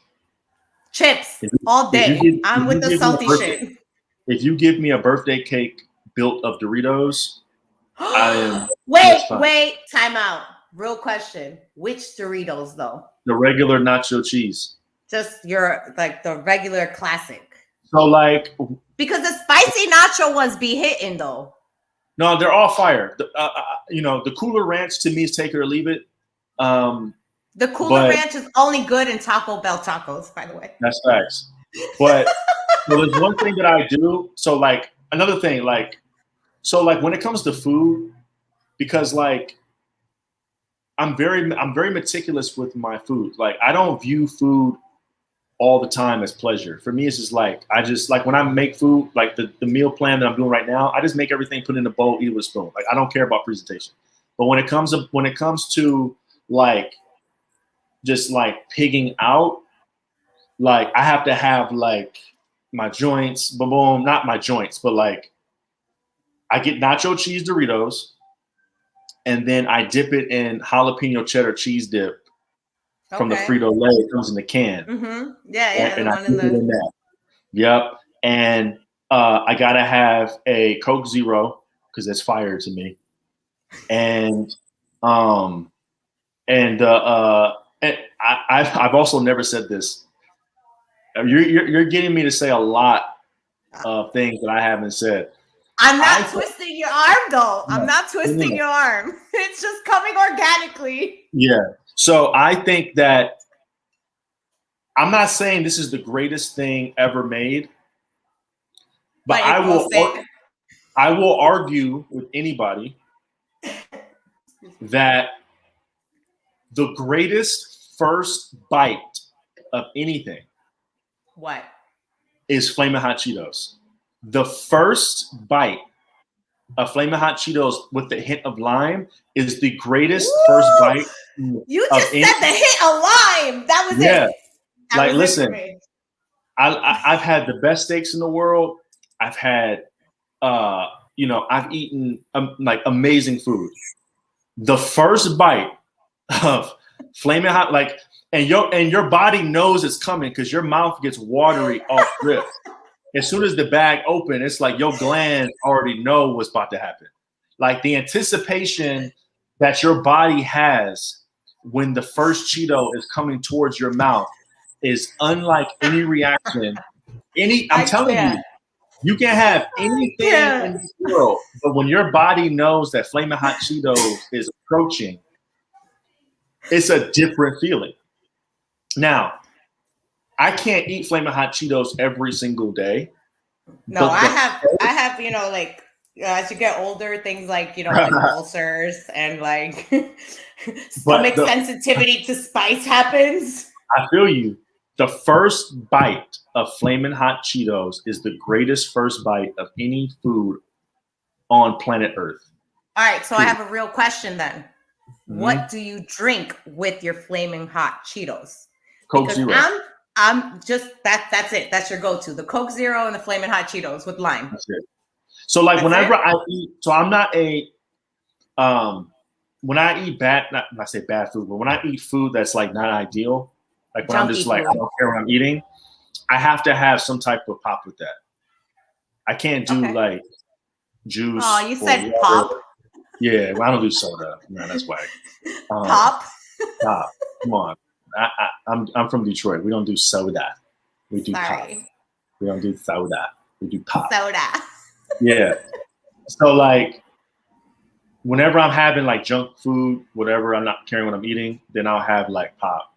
I can't do water. I went to the movies not that long ago, and I had popcorn with water for the first time in my entire life. I've never just went to the movies and had water. Never. It's just like, why would I do that? It's like, like that was like one of those. That was one of those decisions you like automatically regretted from the jump. You're like, what the fuck did I do? It wasn't that bad. Like, it wasn't that bad, but See, I would have like, rather. I actually love one of the things I was known for in high school was I was the girl with the frozen water bottle. I always had a frozen water bottle on me. I don't like my water room temperature. I like it ice. Like, I literally like ice. Respect. So one of my favorite things is literally sitting there watching either a rom-com, a comedy, Step Brothers, or a scary movie with a bag of spicy chips and my water bottle. Till this day, it hasn't changed. Like, I've always been that girl. I can get with everything you said except the water. I'll have your Coke Zero over there. I drink water all day long. I have a gallon of water I drink every day. But if I'm going to eat my face off, the last thing I want is water. I just don't. It just doesn't, I feel like I'm trying to convince myself that what I'm doing is somewhat healthy. And it's just like, nah, like if I'm going to just not care, I'm going to not care all the way. No shortcuts. Just do it. Just go all in, right? Yeah. Like, if you're going to do it. Don't halfway do it. Don't do the, I'm going to have the burger with no bun. It's just like, no. Oh, no, that's horrible. Why would you do that? Even though I had that yesterday. But like, if you're going to go to a place that's known for burgers. I had that yesterday. Yeah. But like, if you're going to go to a place that's known for burgers, you know what you're getting yourself into. Just go eat the burger. That's it. I don't think you have to, and I tell this to everybody, I don't think you ever have to really deprive yourself. I think it's all about moderation. I think it's like there's a time and a place for certain things, and like, enjoy. I don't think anybody really needs to get to that point where it depends. Like that. It depends. You can only have moderation if you have self-control. If you don't have self-control, then you can't moderate. So like, if you have the ability to turn it on or off, yes. But if you don't, then you need to deprive. Okay. 100%. Because if you don't, you're always going to justify everything. You're going to be a justifier. Justifier? Yeah. There's so many justifiers nowadays. Everything is a justification. Yep. Where can everybody, obviously the people that are watching, they already know, but where can they follow you? Where is the new coaching program coming up? Like, where can everybody stay in contact and know more of everything that's going on with you? So everything in terms of the coaching program will be announced via Instagram. So if you're not following me on Instagram right now, follow me at I am Coach Ace. Everything will come from there. With that being said, I will be allowing people to reach out to me via text next week. Okay. And this will give people more access to me, but also me. You ready for all that? Yeah. Me direct access to them. But when the program is getting ready to be released, we're going to filter everyone to a Facebook page, because there's going to be a week of free training that's going to happen on Facebook only. It's not going to be on Instagram. It's going to be on Facebook only, because that way I can control everybody that's in there, not just anybody who wants to be in there. It has to be people that are going to be a part of the program. So in terms of updates to what's going on, it's going to be coming through Instagram. So put your notifications on whenever I have a post, a story, so you won't miss out. And it's all day. I can't wait. I'm moving to a new place in January, so it won't be as noisy. But be as loud. Yeah. So, but yeah, keep following Instagram at I am Coach Ace. All updates in terms of the program that's coming in January will be made through there. I'll be making announcements very shortly through the holidays, and yeah, I'm very excited for this, because it's also a stretch for me, because doing the Instagram and social media stuff is great, and I love it. But this is now the next step for me in asserting my flag in my purpose. So this is also like this is a leap of faith for myself too. So well, I'm excited. Definitely sending you all the positive vibes, all of like the blessings in the world, because thank you. we already know what you're capable of, and your message speaks volumes all on its own. And I'm pretty sure that it's not as simple as everybody makes it seem like it is. I think what you do is incredible, and I think it takes a lot of vulnerability, especially as a man of color. We're told to kind of be certain things in life, and I think that it's beautiful that you are using your voice and your words and your image and your branding to elevate people in a beautiful way. Because I know as many women who know of you and think you're gorgeous and all this awesome stuff, it's also like there's so many men that respect you so much, and I think that that's so beautiful. So I just want to wish you the best on everything that you have going on moving forward, and you can count on For the Love of Jayla to always promote anything and come here and talk to us about what you got going on. Thank you. I appreciate that. This was great. Anytime that you want to chop it up, just let me know. I know my DM response game could be shaky sometimes, but we made it happen. We made it happen. And well, just a little bit. Where's Jeff at? I was gonna actually just bring on, so I want to formally introduce my co-host / producer, the Alfred to my Batman. This is my right-hand man, literally, Jeffrey. Hey, I've been viewing the show from behind, so I've been doing all the magic, behind the scenes and everything. Seriously, you're motivating, and you said a lot of things that that I was how can I say this? I just related to it, That's what it is. Yeah.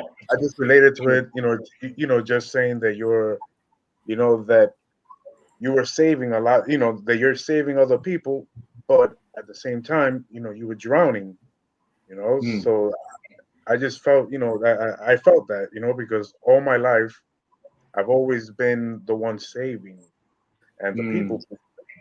But at the same time, at what cost? Right. How are you with that now?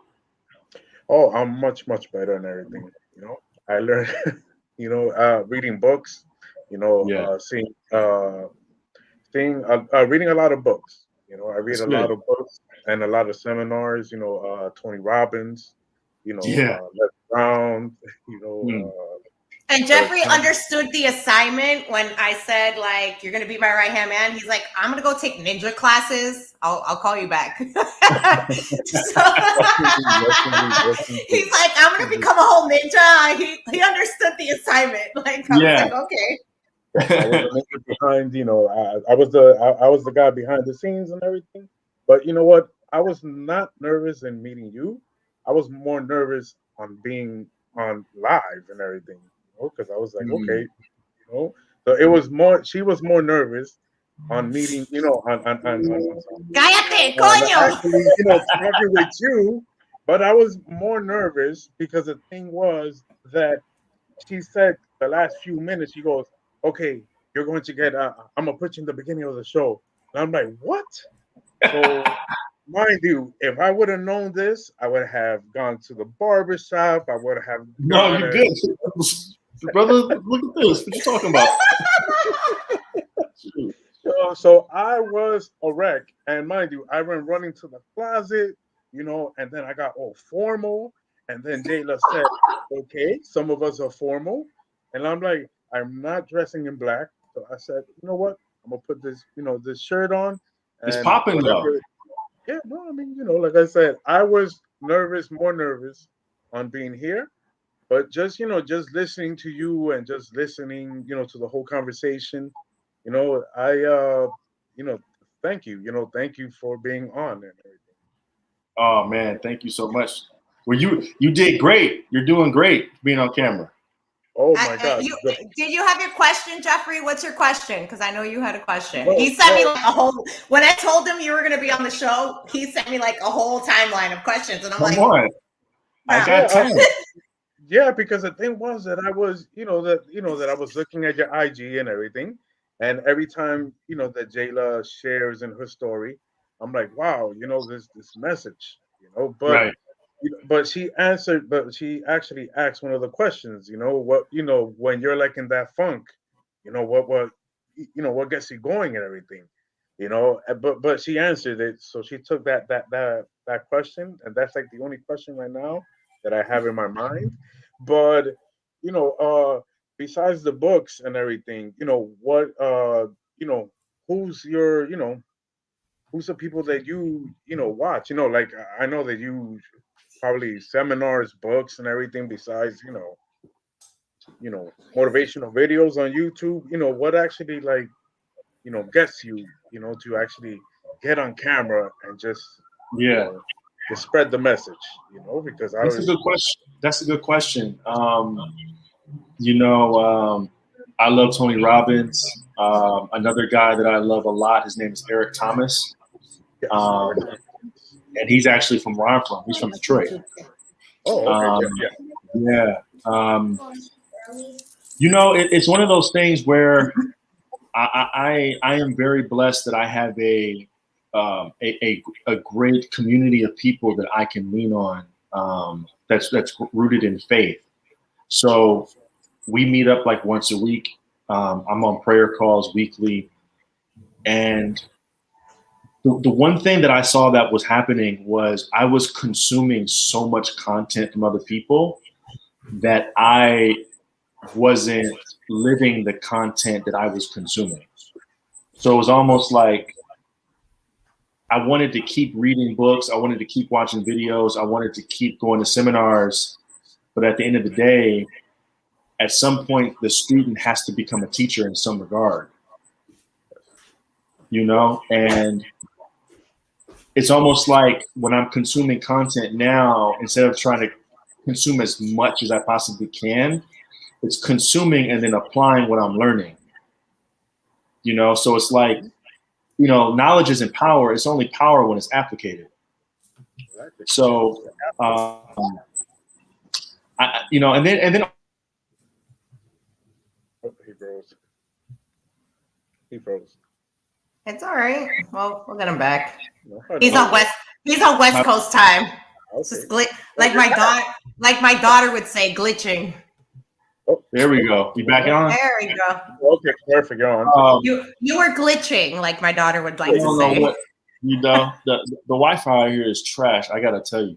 But also understanding too that they're not any different from me and you. Like you have a unique gift that those guys can't do. And I think like with me, I was looking at some of those guys and I was just like, man, like there's something about them that I really like. But then I realized but there's something about me that someone else really likes too. Yep, you're absolutely right. You're absolutely right. And you spoke about oh, he goes again. Does it keep going out? Yeah. We got you now, though. You're good. Okay. Yeah, you good. And you spoke about, and you speak about, about Tony Robbins and everything. I went to his seminar, to both his seminars and everything. But you're absolutely correct and everything. You could read all the books. You can go to every single seminar, but if you don't execute, and that's something that I failed in the past and everything, that, I read all these books. I went to these seminars. I wasted all this money, and they were great seminars. But then when I came back and everything, it just went, downhill because I wasn't executing. I can't hear anything. Oh. You can't hear us? Can you hear me? You can hear us? Yeah, I can't hear the audio at all. I don't know what happened. Can you hear? Can you hear us? Can you hear me now? Can you hear us now? I can hear you. I can't hear. I can't hear him. Am I popping in now? Yeah. Yep. I can hear you now. Hold up. I know what I'm gonna do. Can you hear me? You put on your headphones? It's still not. It's delayed. This is what I'm about to do. Hold on. Okay. Hold on. How do I need to exit out, and I'm about to get in from my phone. I don't know what's going on. Hold on 1 second, guys. It's Okay, no fine. problem. So we're gonna let him reset.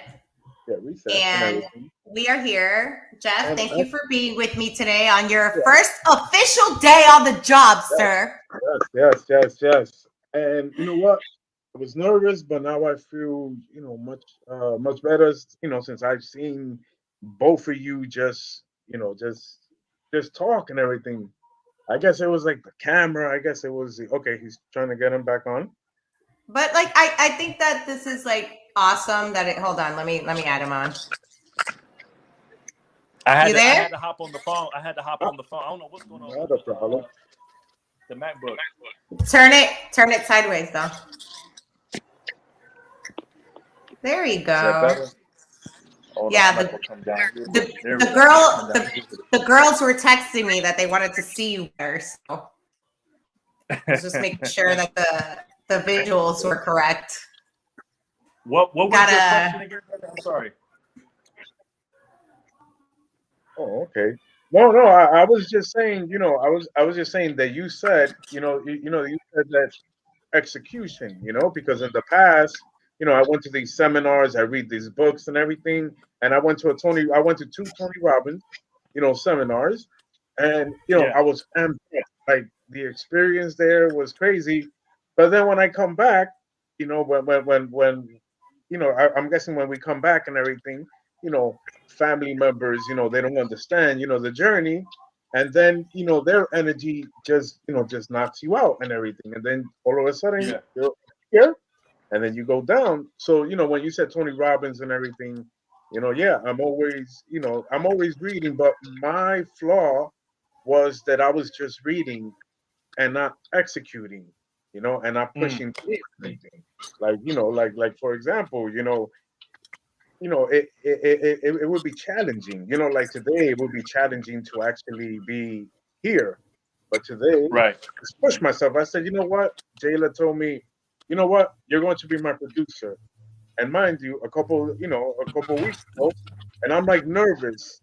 And I'm like, how? And I'm like saying to myself, how am I going to do this? So I saw a whole mess of tutorials on how to be a producer, and I stood late night, and here I am. Everything's Right. okay. So a little background story with me and Jeffrey. Jeffrey has been a follower of mine for a really long time. Okay. I went through my weight loss journey. So I was 275 pounds. I'm obviously not there anymore. And through that journey, apparently I didn't know what I was doing, but I inspired Jeff. Jeff had the courage to come to one of my live events because I always invite everybody I'm around. I don't feel like no matter where I am in life that I can't be accessible to anybody, period. I don't think that anybody is bigger or less than anybody. And I don't think there is anything about that because so many people bring value into your life at a different place. And Jeffrey came to one of my live events when I first started podcasting. I was a guest on the Rick H Show. Shout out to the Rick H Show and Uptown Live Media. That they were the reason that I'm here now. Right. And Jeff showed up and he's like, I was scared. I didn't want to come alone. It was weird. Da-da-da. And we sat down and it was like we knew each other for years because of the simple fact of the content that I was putting out. And he felt so relatable to me. And he's become literally one of my best friends, one of my confidants, like somebody I trust my daughter, my family around. And it's been amazing. And for me, I'm like that weird, I'm that weird smother that I'm going to encourage you to infinity and beyond. Yes, you want it. We're going to the moon. We're going to reach the moon. Yeah. Let's go. What do you need? Yeah. Where are we going? And like, Yeah. he's like, well, I'm not a producer. I was like, I don't care. I know how to produce. I'm going to teach you and you're going to help me. This is what we're doing. Yep. You know, and that's what this has been. And I'm really happy that I am in this situation, and that for me, like, my only goal in this industry has always been to do what happened to me. And it's just changed at least one person's life. Right. Yeah. That's it. Stepping out of your comfort zone, out of your comfort zone is so important, because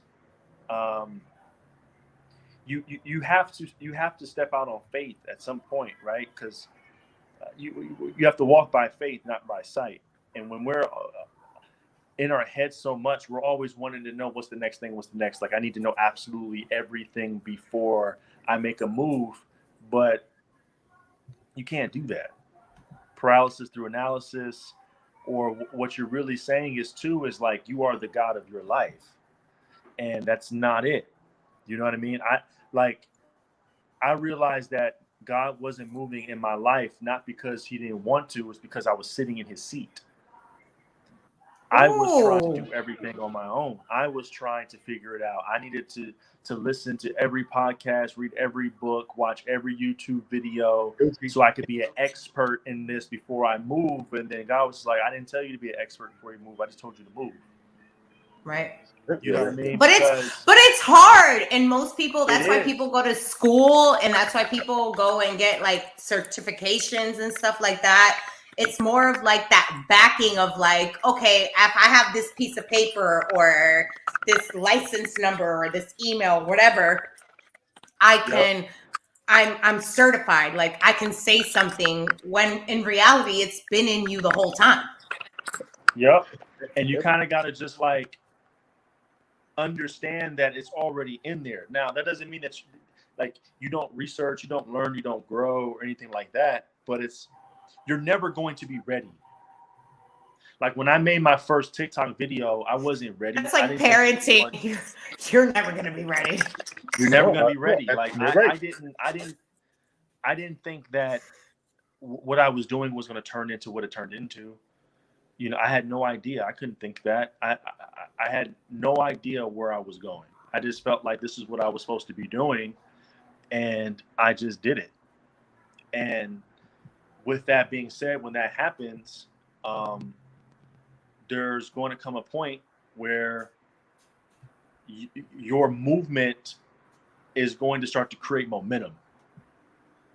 And the more that you just put yourself out there to do those things that you're afraid to do, or the things that you want to do but you're uncertain about, you want to know this, you want to know that, it's going to stall your progress. Because where you think you need expertise, you really just need experience. Because what I started to do was I was starting to consume so much content that it was drowning out my story. Because I wanted to consume so much information that I didn't realize that it was drowning out my authenticity.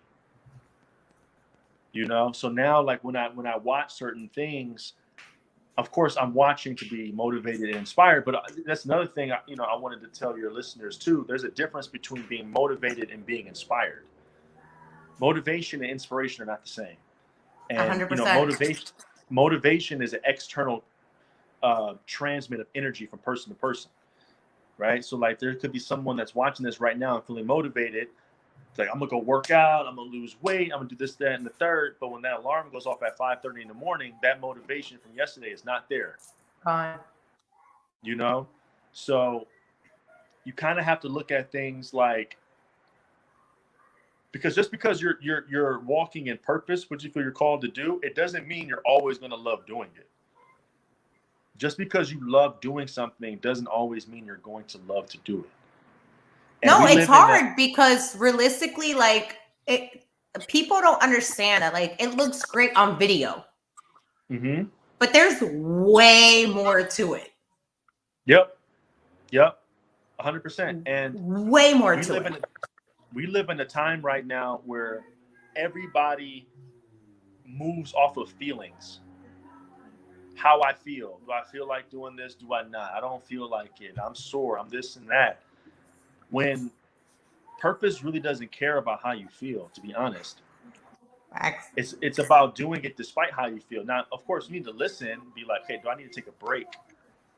But just because you're doing something that you feel called to do, it doesn't mean you're always going to want to answer the call. So you kind of got to just like understand that like when you're doing something bigger than yourself, you don't sign up for the fruit. You sign up for the small print that they don't tell you about. That's what you're signing up for. To have to wake up early, going to bed early, passing up on certain things, managing your money, you know, repositioning some people in your life. Like that's the stuff that you don't see in your dreams. That's the stuff that you got to pay attention to. It's easy to dream about, I want to be, you know, the best speaker in the world, or I want to be the best radio host in the world, or I want to be the greatest whatever in the world. But I didn't think about when I was dreaming to go to the NBA that I was going to have 3 knee surgeries before the age of 20. That was never in my dream. Anxiety was never part of the plan. Like, I wasn't like, you know what? I cannot to be depressed. Like, that was never a thought in my mind. And when you look at life when you remove yourself from it and you look at the bigger picture, you realize that a lot of stuff that you go through doesn't matter in the big picture of things. Because it's not about you. It's not about me. Everything that I do is not about me. You know, it's about serving others, but it's also about my legacy. It's not about myself. You know, one thing that I always think about, I don't have any kids now, but like when I don't feel like doing something, I envision, would I be saying that if my 6-year-old son or daughter was here living with me? Would I not go to the gym? Would I not write? Would I not create? When I knew that what I had to do that I didn't feel like doing was going to make my child's life easier, would I still sleep in? No, and it's hard because like as a parent, you know, you go through certain things that you're like, all right, like I don't want to do this. I don't want to get up and go to the gym. I don't want to, but unfortunately, it doesn't matter what you really want to do because your actions mean more than that. And realistically, like she follows by example. So if I don't get up and go to the gym, or if I'm not up and active, it's passing it down. It doesn't mean anything. And for me, it's something that I've always had an issue with. And obviously I know better now as a mature growing adult, you know, and like I tell her all the time, like, mommy is not saying things to you or being mean to you or being harsh on you. It's mommy's trying to guide you so you have an easier life than I did because I didn't learn things early enough. Yeah, that's good.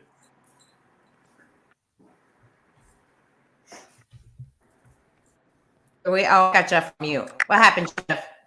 I saw you trying to say something. Yeah. I had Jeff on mute. Jeff, what did you have to say? That's messed up. Why you have him on mute like that? I still got him on mute. That's messed up. Why? Oh, he muted himself. Why'd you mute yourself? No, okay, all right. Can you hear me? Yeah. Yes. Okay. As a father, you know what? It's challenging, you know, because I have teenagers and everything. So as a father, you know, I you know, it's you know, like you said, when I went on this health journey, you know, it was Jayla who inspired me, you know, but it was also myself, and it was like a wake-up call because I was almost 300 pounds.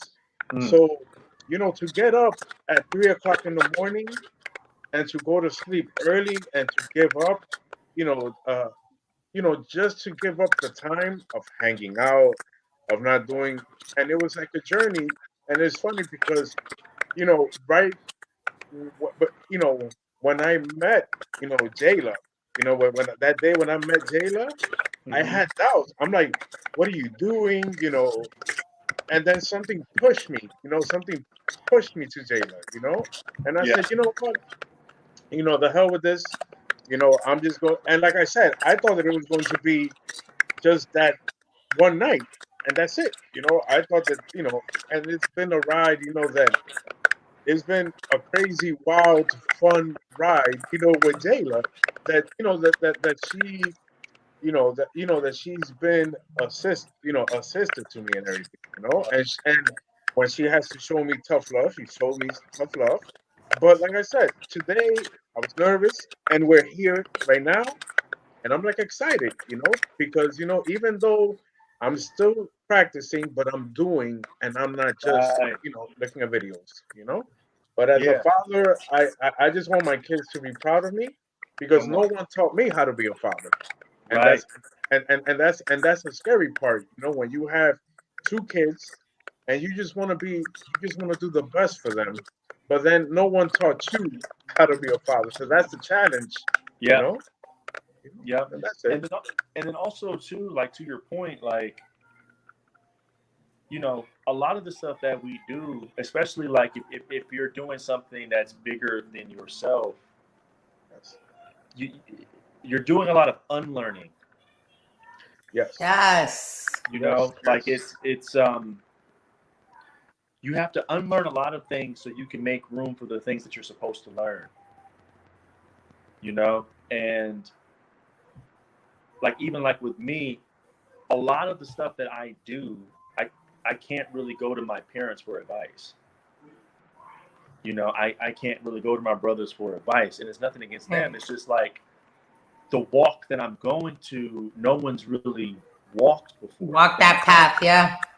So, but the thing that always gives me the energy that I need to push through is I want to change the trajectory of my last name, where doing what I'm doing in terms of living a life where you feel like this is what you were designed to do is normal now. Yes. So like when I have kids and my child comes to me with a dream that they feel they want to do, a plan B never comes out of my mouth.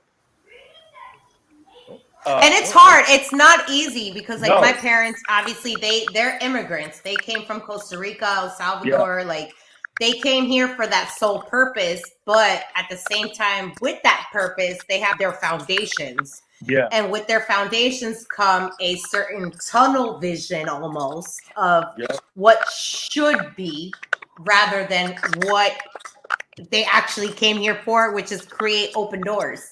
Yep. And I tell my parents all the time, like, I understand. Like, I was a preschool teacher before I got into media.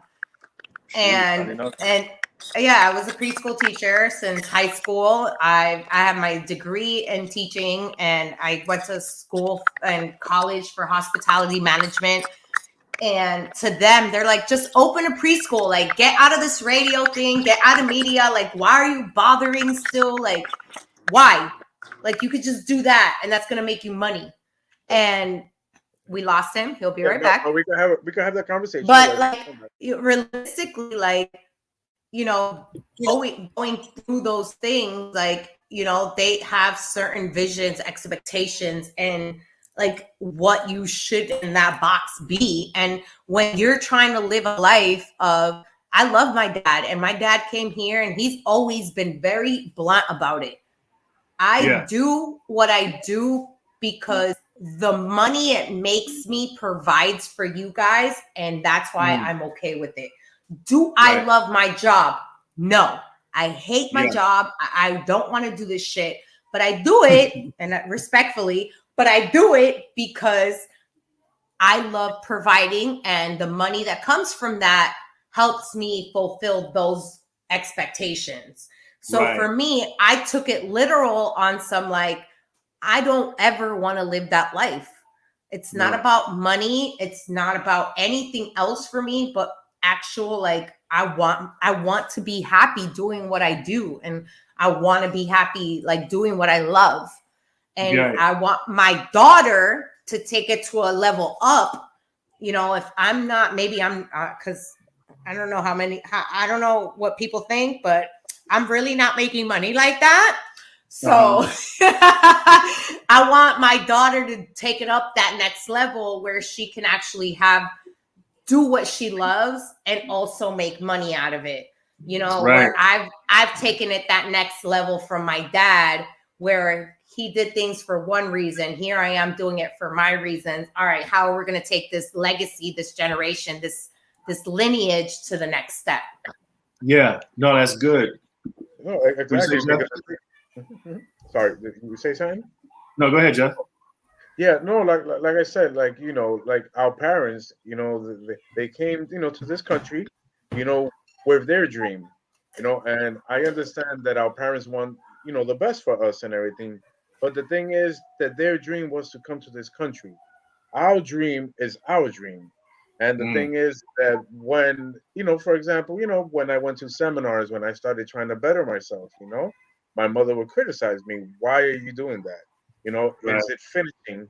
But the thing is that, and I explained to her, I said, your journey was to come to America, you know, and now my journey is to continue that journey, but on my own, because Right. I understand that parents mean well. But the thing is that, I want my kids to be better than me. And I Hmm. tell this to my kids, I said, you know what, I want you to be better than me. Right now, I'm moving forward on my journey. So I tell my kids every single time, I tell them, you know what, be better than me. Mm, Well, because sometimes, my son, he goes, hey, yeah, because I'm a better, improved version of you. And I just smile because the thing is that you're right. He yep. is a better version of me, That's the and goal. that's what it is the goal is 100%. to evolve, to move forward, to grow. We can't just stay, stuck. And that's, like I said, this is why I'm here, because I Yeah. took the assignment and I pushed myself just like the same time that when I went to meet Jayla. And the doubt, be like, oh, what you doing? You know what? I said the hell with this. So today Right. I said the same thing, the hell with this, and let's push forward, and I'm here Yeah. for a conversation with you. Yeah. Because another thing too is like it also gives you tools in your tool belt. So like people who hunt, one of the reasons why they take the heads of the animal and they hang it is because it's a reminder of the beast that they slayed. So like whenever you are having a breakthrough, that is a beast that you slayed. So whenever you have doubt in another area in your life, you always have this thing that you can go back to remind you of what you're actually capable of. That's why it's important to take risks, because you now have a testimony. And that's what's important is you want to create as many testimonies as you possibly can, because that's what connects to people. It's not money, it's not fame, it's not anything other than stories that you can share. So like when someone wants to lose weight, right?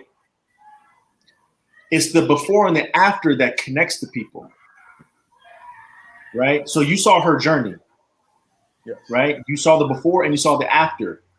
That's what drew you to it.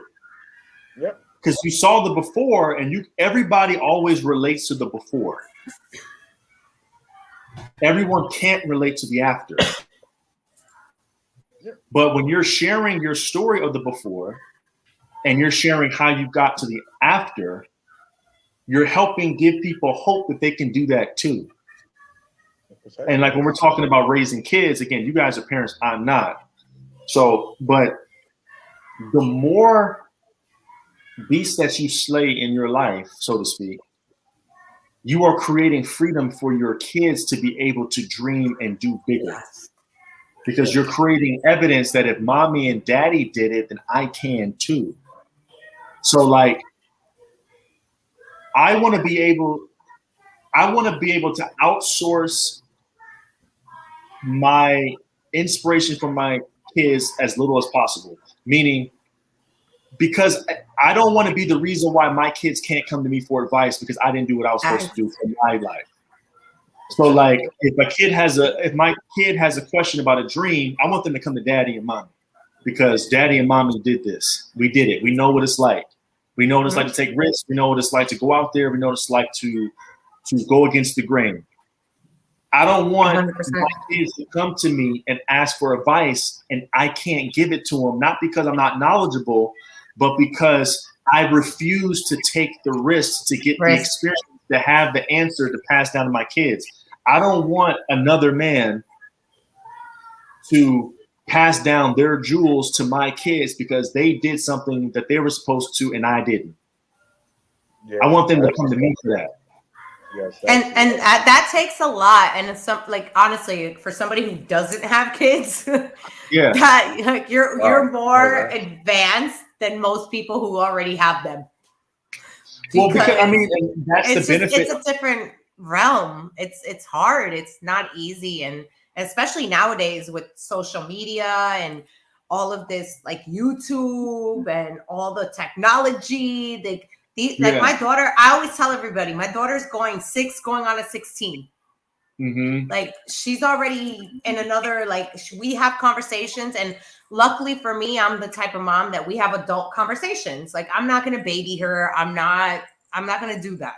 We're going to have real what's up? What's with your feelings? How are you? Like, what does this make you feel? Why is it making you feel that way? Like, what's going on? You know, and she's a little grown woman. And, you know, she's very clear. And her doctor told me straight up, she was like, I have good news and bad news. The good news is nobody's going to mess with your daughter. The bad news is you're the only one that has to deal with it. And I'm like, yay! Yay! I created a good one. Yeah. But it's not easy at all. It's definitely not easy. But I definitely tell everybody, it's unfortunately, you know, the old school things that your parents say, like leading by example, and they watch what you do. Oh, they're right. That's what happens. Yeah. And that's why, you know, it's very important to just continue to always, it's bigger than yourself. And because a lot of the times we get anxious or worried or depressed because we're always thinking about ourselves, how it's affecting us. And sometimes I think about, if I don't do what I'm called to do, who suffers from that? So it's just like, you can't put the oxygen mask on anybody on the plane until you put yours on first. Right. They say you got to put it on you first before you so you got to make sure you're taking care of yourself before you can be of service to someone else. But like what we were talking about earlier, we were always trying to be of service to everyone else before we were of service to ourselves first. So no matter what, if you have kids, you don't have kids, whatever, of course, circumstances may make it more challenging, but you still have got to find a way that you are still finding a way to put that mask on yourself. And just imagine like your kids seeing your growth. Like, I mean, just imagine your kids seeing you live one way and all of a sudden you live another way. Like, that's a testimony too, because they're watching you grow. Like, they're seeing it firsthand. You know? So like, just continue to do what you're doing, and faithful over few. You know, all this information we have, we could take on so many ideas and so many things from other people. And it's like, nah, like, take what you have and master it. Don't wish for more. Just have the strength to endure what you got and make it the very best that you can with what you have. You have everything you need on the inside of you to do what you're supposed to do in this season that you're in. You don't need anything else. It's already there. The dream that you have in your heart is a prerequisite that is already yours. It's already yours. You don't have to do more. You don't have to. It's already there. Your job is to uncover it. And you have to take it by seasons. If it's the winter time, you have to address the winter. Don't wish for spring. Don't wish for summer. It's winter. You have to address it. If I go back home, when I go home for the holidays, and I go there dressing like I'm in LA, I'm going to suffer. You know what I mean? It's a different season. Like, it's different over there. You know what I mean? So you always got to dress accordingly. So whatever season in your life that you're in, yes, someone else may be in a season of reaping a lot of reward and fruit from their labor. You might be in a season where you need to be planting. You're not seeing any fruit right now.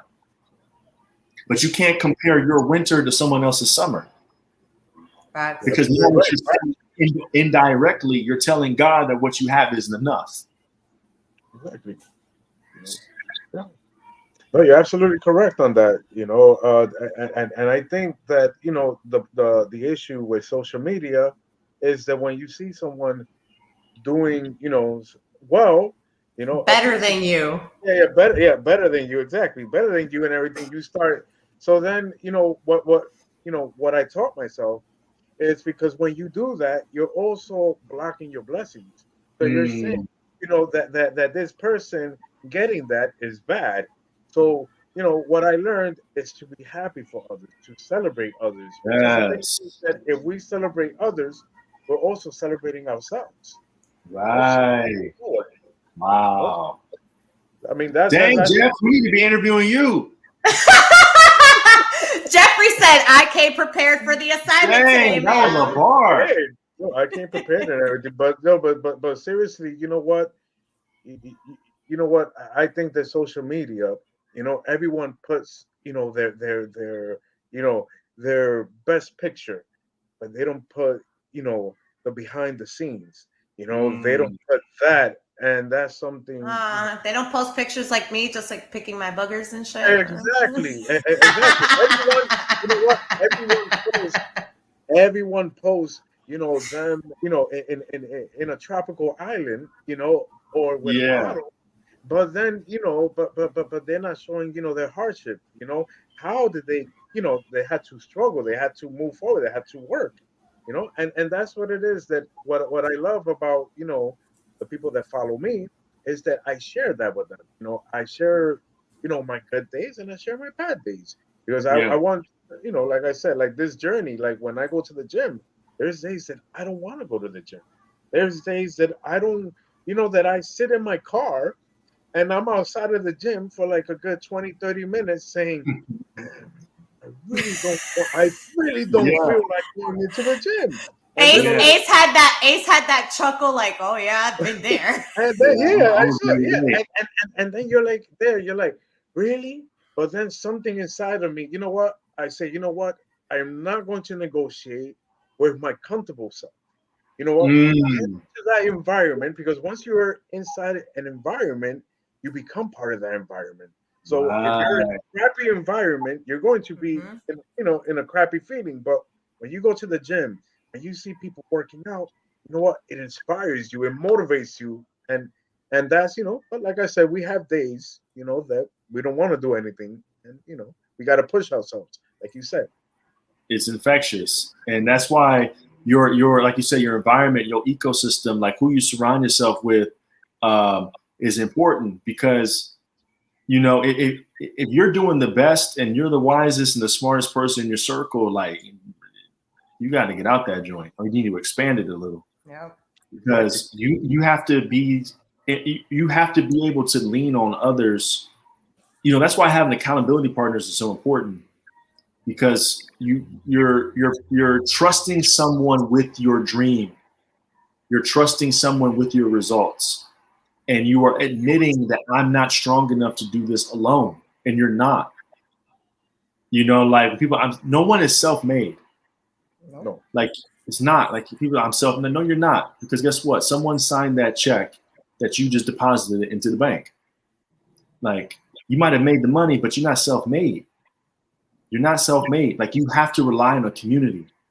We were created for community, and absolutely, the more that you surround yourself with people who have the same values and principles that you have, you're able to rely on them when you don't feel like it, because you're not always going to feel like it. Like you're not always going to want to do it, but you have a community that you can rely on and say, hey guys, I don't feel like doing this today.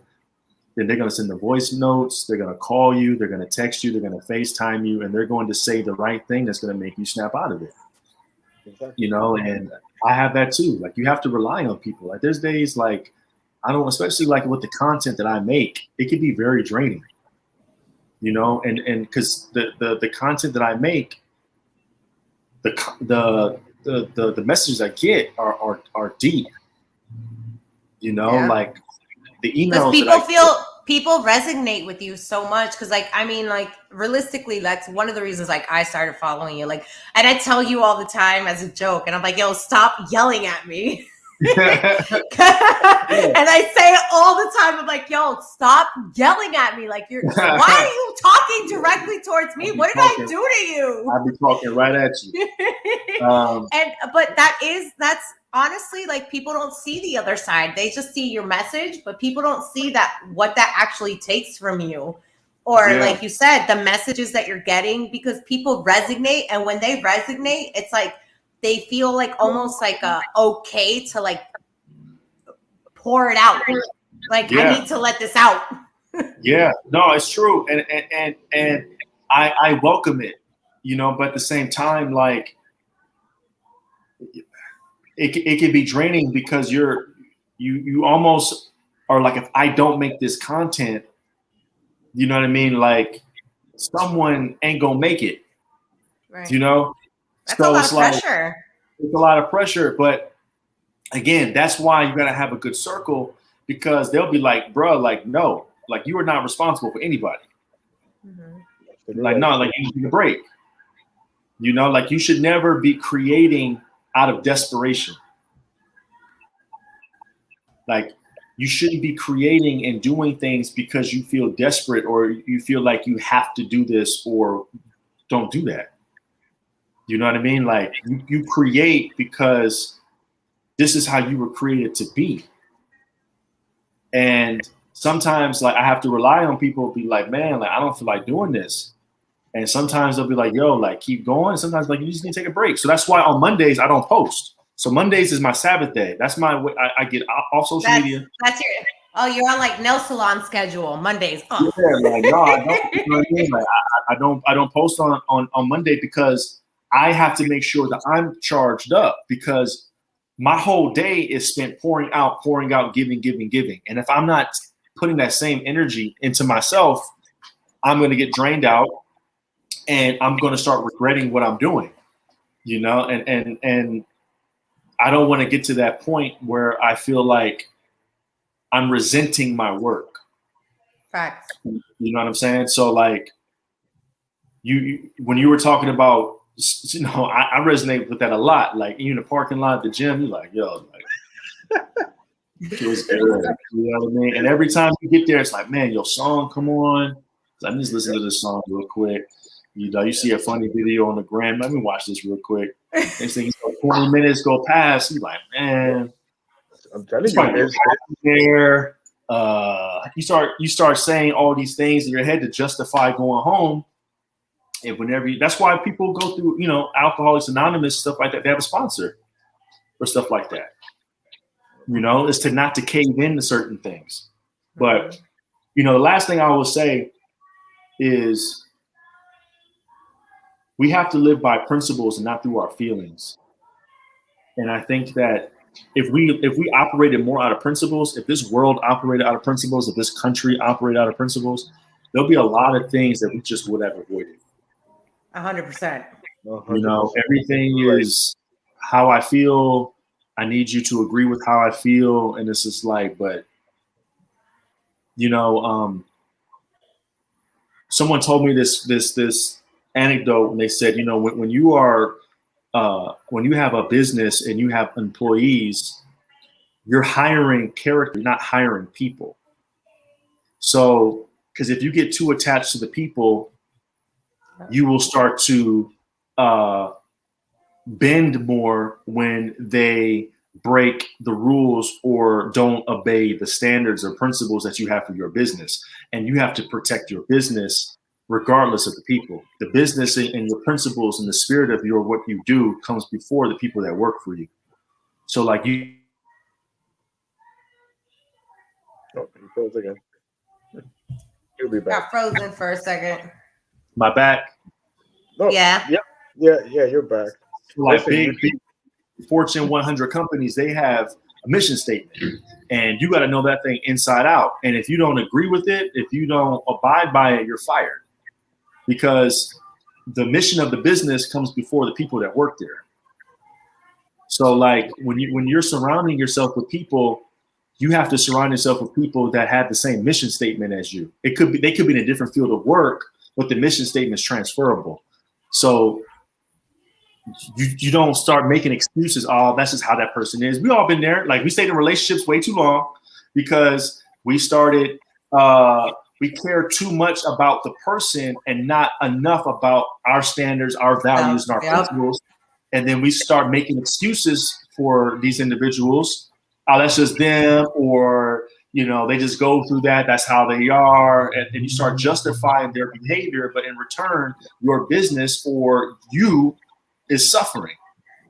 Yep. So when you are set on your principles and your value systems and your standards, like this is who I am, this is what I believe, and it's non-negotiable. And it's not easy either, being that firm with yourself and your boundaries and your values. It really sucks because a lot of people are so used to walking all over you that when you say no, it's like, wait, what? And they make you feel crazy, and you're not the crazy one. Well, that's the thing. Because we teach people how to treat us. So no one walks over you. You allow them to walk over you. You're absolutely right. Nobody disrespects you. You allow them to disrespect you. Like no one can make you feel anything unless you give it permission for that to happen. And people say, well, you made me do this. Like, no, they didn't. That's how you decided to respond to what they did. That's a different ballgame. Right? So we're so quick to give our power away. It's that person's fault. Because it's easier. Sometimes I feel like for most people, it's easier to give the power away and just it wasn't me. Yeah. It was him. Just like they did that. Just like it's easy to sit in the parking lot and not go to the gym. Absolutely right. It's easy. It's easy. It's so easy. Like being miserable is easy. Oh yeah. Just don't do anything. Having a fulfilled life is hard. It's simple. It's just not easy. But being miserable, overweight, all that stuff, you don't have to try and you can get that. You're absolutely right. Just don't do anything and you'll feel miserable. Yeah. But right. Having a fulfilled life that you're proud of, that's hard. It's not easy. And it's an everyday fight, to move forward, to being, people don't understand that it's an everyday fight, to be your best, once you wake up and everything, to go to the gym is a struggle, it is a struggle, and it's the food, and just the environment, and the food, mind you, the food and like I said, Jayla is a great cook, but yes, she is a great cook, but the thing is that, like you said about your principles, yes, I was reading a book and I started writing my principles, because the thing is that you show the people, how to love you, before you can do that, you have to do it to yourself. You have to love yourself, because, when you're pleasing other people, when you're trying to, be a people pleaser and everything, you're allowing people to actually step on you, and then all of a sudden you're not loving yourself. So it took a lot for me to understand to love yourself first. And it's hard for a lot of people too, though, because by the way, there are some people like I remember catching myself that people I would get asked what makes you happy? And my the only response that triggered in my head was literally making other people happy. Right. And that was my happiness. Yeah. And that's a hard reality to when you actually get into self-awareness and you're that's deep. Yo, is that really what makes you happy? And like you said, relearning and reteaching yourself, what you are, what self-care is, what self-love is, and what your own boundaries are. It's you have to look at yourself am I or am I not okay with this? And a lot of us base those things on, where we were born or who was around us or our environment, our families, our parents. you know, but sometimes it's like taking that step back and it's like, okay, my mom might have tolerated this, but like, am I okay with this? Right. And you know, like when you do it, like you realize it's not hard. You're just not used to it. It's uncomfortable. Yeah. But like the easiest thing should be to prioritize yourself. It's you. Like if you think about it, we're the only creatures that don't know how to be ourselves. Really, in reality, yeah, you're 100%. I don't think a lion has an identity crisis. He doesn't wake up in the morning and say, "I look like a zebra today." No, I don't think a lion's like, yo, you know what I'm saying? Like, I'm feeling really elephanty right now. Like, I don't think that happens. Do you know what I'm saying? Like, and we do that. Yeah, and it's society, and it's society. You know, it's people, it's magazine articles, it's it's social media. You know that broadcast that. It's TV. You know, and then all of a sudden you start thinking, like for example, in the 70s and the 60s, it was cool to smoke. You had Joe Camel, and it was always broadcast everywhere. And the same thing with zines, like GQ and all these magazines, is showing you how to be. And then when you try to be, you lose your identity and you lose yourself. Yeah, that's what I believe. That's what, and that goes back to the, we were talking about earlier, unlearning, because the reason why society does that is because there's money in not having an identity. When you don't have an identity, if you don't know who you are, you're going to spend everything to find it, or you're going to spend money keeping up with everybody else. So not knowing who you are is expensive. Yes. Like Steve Jobs had the same outfit. Yes. Like I never saw this dude. Hey, his Walmart shirt with his Skechers and some jeans. He's just like, yo, like, I don't have to think about what I'm putting on. I'm just putting it on. You know what I'm saying? Like I read a story that Whoopi Goldberg don't have mirrors. She just puts on stuff. Oh, wow. You know what I'm saying? So it's like when you know who you are and you have an identity, you're able to cut through the BS. You're able to label, this serves me, this doesn't. This book is for me, this isn't. This podcast is for me, this isn't. This person is for me, this isn't. Like when you have an identity, the business relationships you should be in, the intimate relationship you should be in, what friends to surround yourself with, what family you need to step away from. Like it cuts out a lot of unnecessary costs when you have identity. And the media wants to consume you with all these pictures and videos and things to tease you into, this is how you should live your life. This is the American dream. This is what you should attain. And then you spend your whole life chasing that thing. Ultimately, that's not for you.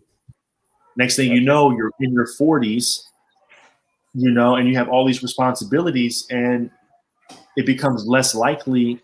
And you can still do it, but it becomes harder to take risks and chances because you have more responsibilities. Yep. So it's like identity is the most important thing. Like first of all, knowing how God sees you, number one, and then knowing how you see yourself. Because as soon as you got those two things in line, everything falls into place. Like if I knew if the NBA was for me, you're not going to see me in soccer practice.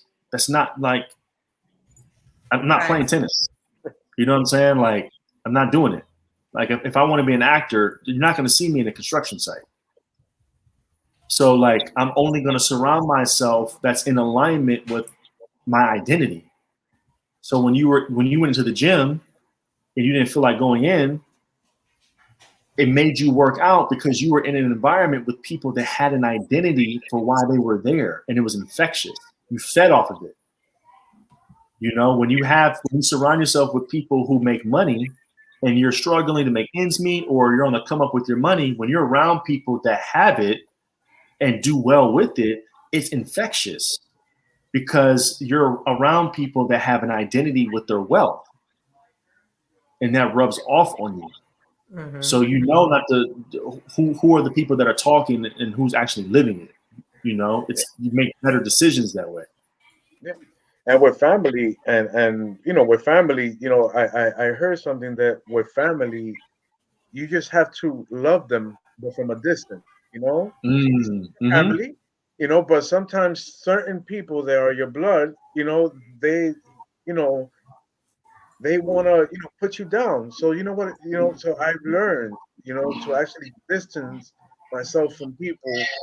I love them, they're still my family, but I distance myself because the thing is that unfortunately we're not in the same frequency. We're not in the same, and they're doing their thing, and I congratulate them on them, but I'm doing my own thing, and it's okay. It's okay. It's okay. Like, you're gonna find out whenever people make that decision to finally step into it. Your circle is gonna get smaller and smaller. Mm-hmm. The air gets thinner the higher you climb. Yep. Like the higher you go, it's gonna be less people up there. Exactly, and All not right, everyone Jeffrey, is the journey. Sorry, I'm sorry. This is your time so to sorry. say goodbye. All right, I am out. I am bowing down because the producer should just be in the background. But thank you, Jeff. Ay, por favor, nunca, never in the background. We all Jeff, shine you are together. You were amazing, Jeff. No, but thank you very much for today. Thank you both of you and everything, and thank you for this wonderful conversation. And I am out. All right, take care. Bowing out. Later. See you, Jeff. I just feel bad because this is supposed to be from 7 to 8 p.m. It's 9:30 now. I've stolen you away for like 2.5 hours. No, you're good. This conversation has really, truly been amazing. And while we were having that little conversation, I shuffled a little bit of my healthy vibe cards. Because I always like to leave with a nice little message.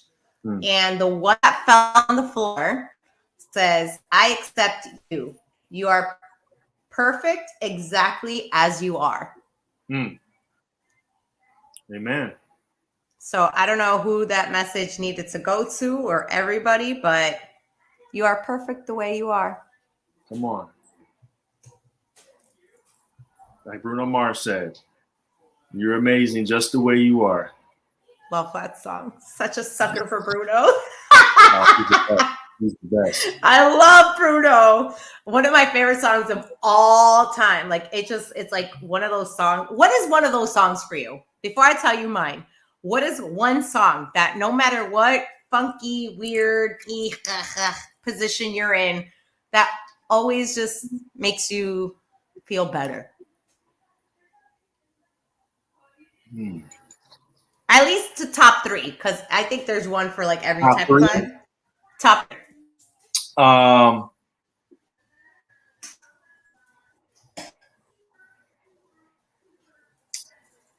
Biggie Hypnotize is one. Okay. When that beat come on, it's an immediate mood shifter. That immediate. There's no like if that song comes on and you hear the and you hear that and you're still frowning, like you have problems. Like there's no way in the world you can listen to that song come on and you just don't vibe out. That's one. I'm trying to think what's another one that comes to mind.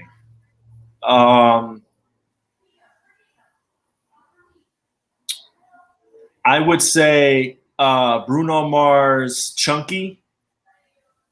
Okay. I love that. And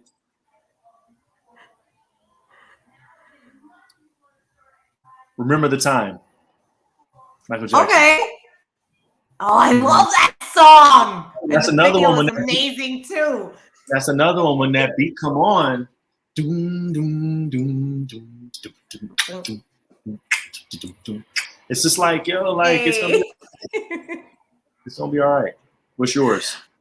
Mine are very weird, but DJ Khaled, Out Here Grinding. Okay. I don't care what nobody says. I'm gonna be That's me. with Akon, right? Yes. Yeah. Okay. And Ace Hood on the track. Right. I don't know what it is about that song, but it just gets me like, yeah, I don't care what nobody says. I'm gonna do me. Yeah. I get real hype. Pitbull, Give Me Everything. Okay. I'm so utterly obsessed with, like, I just makes my heart happy. Like, it's just song, like, I don't know what it is. Just give me everything. And I don't, Bruno Mars. Bruno, I locked out of heaven. Oh, okay. So I have a fun fact. I have a fun fact. That song drives me insane. I love it. So one of my best friends is in his band. No way. Yeah, my like one of my best friends. We grew up together. We lived so like my parents' house, and in my backyard there was a fence.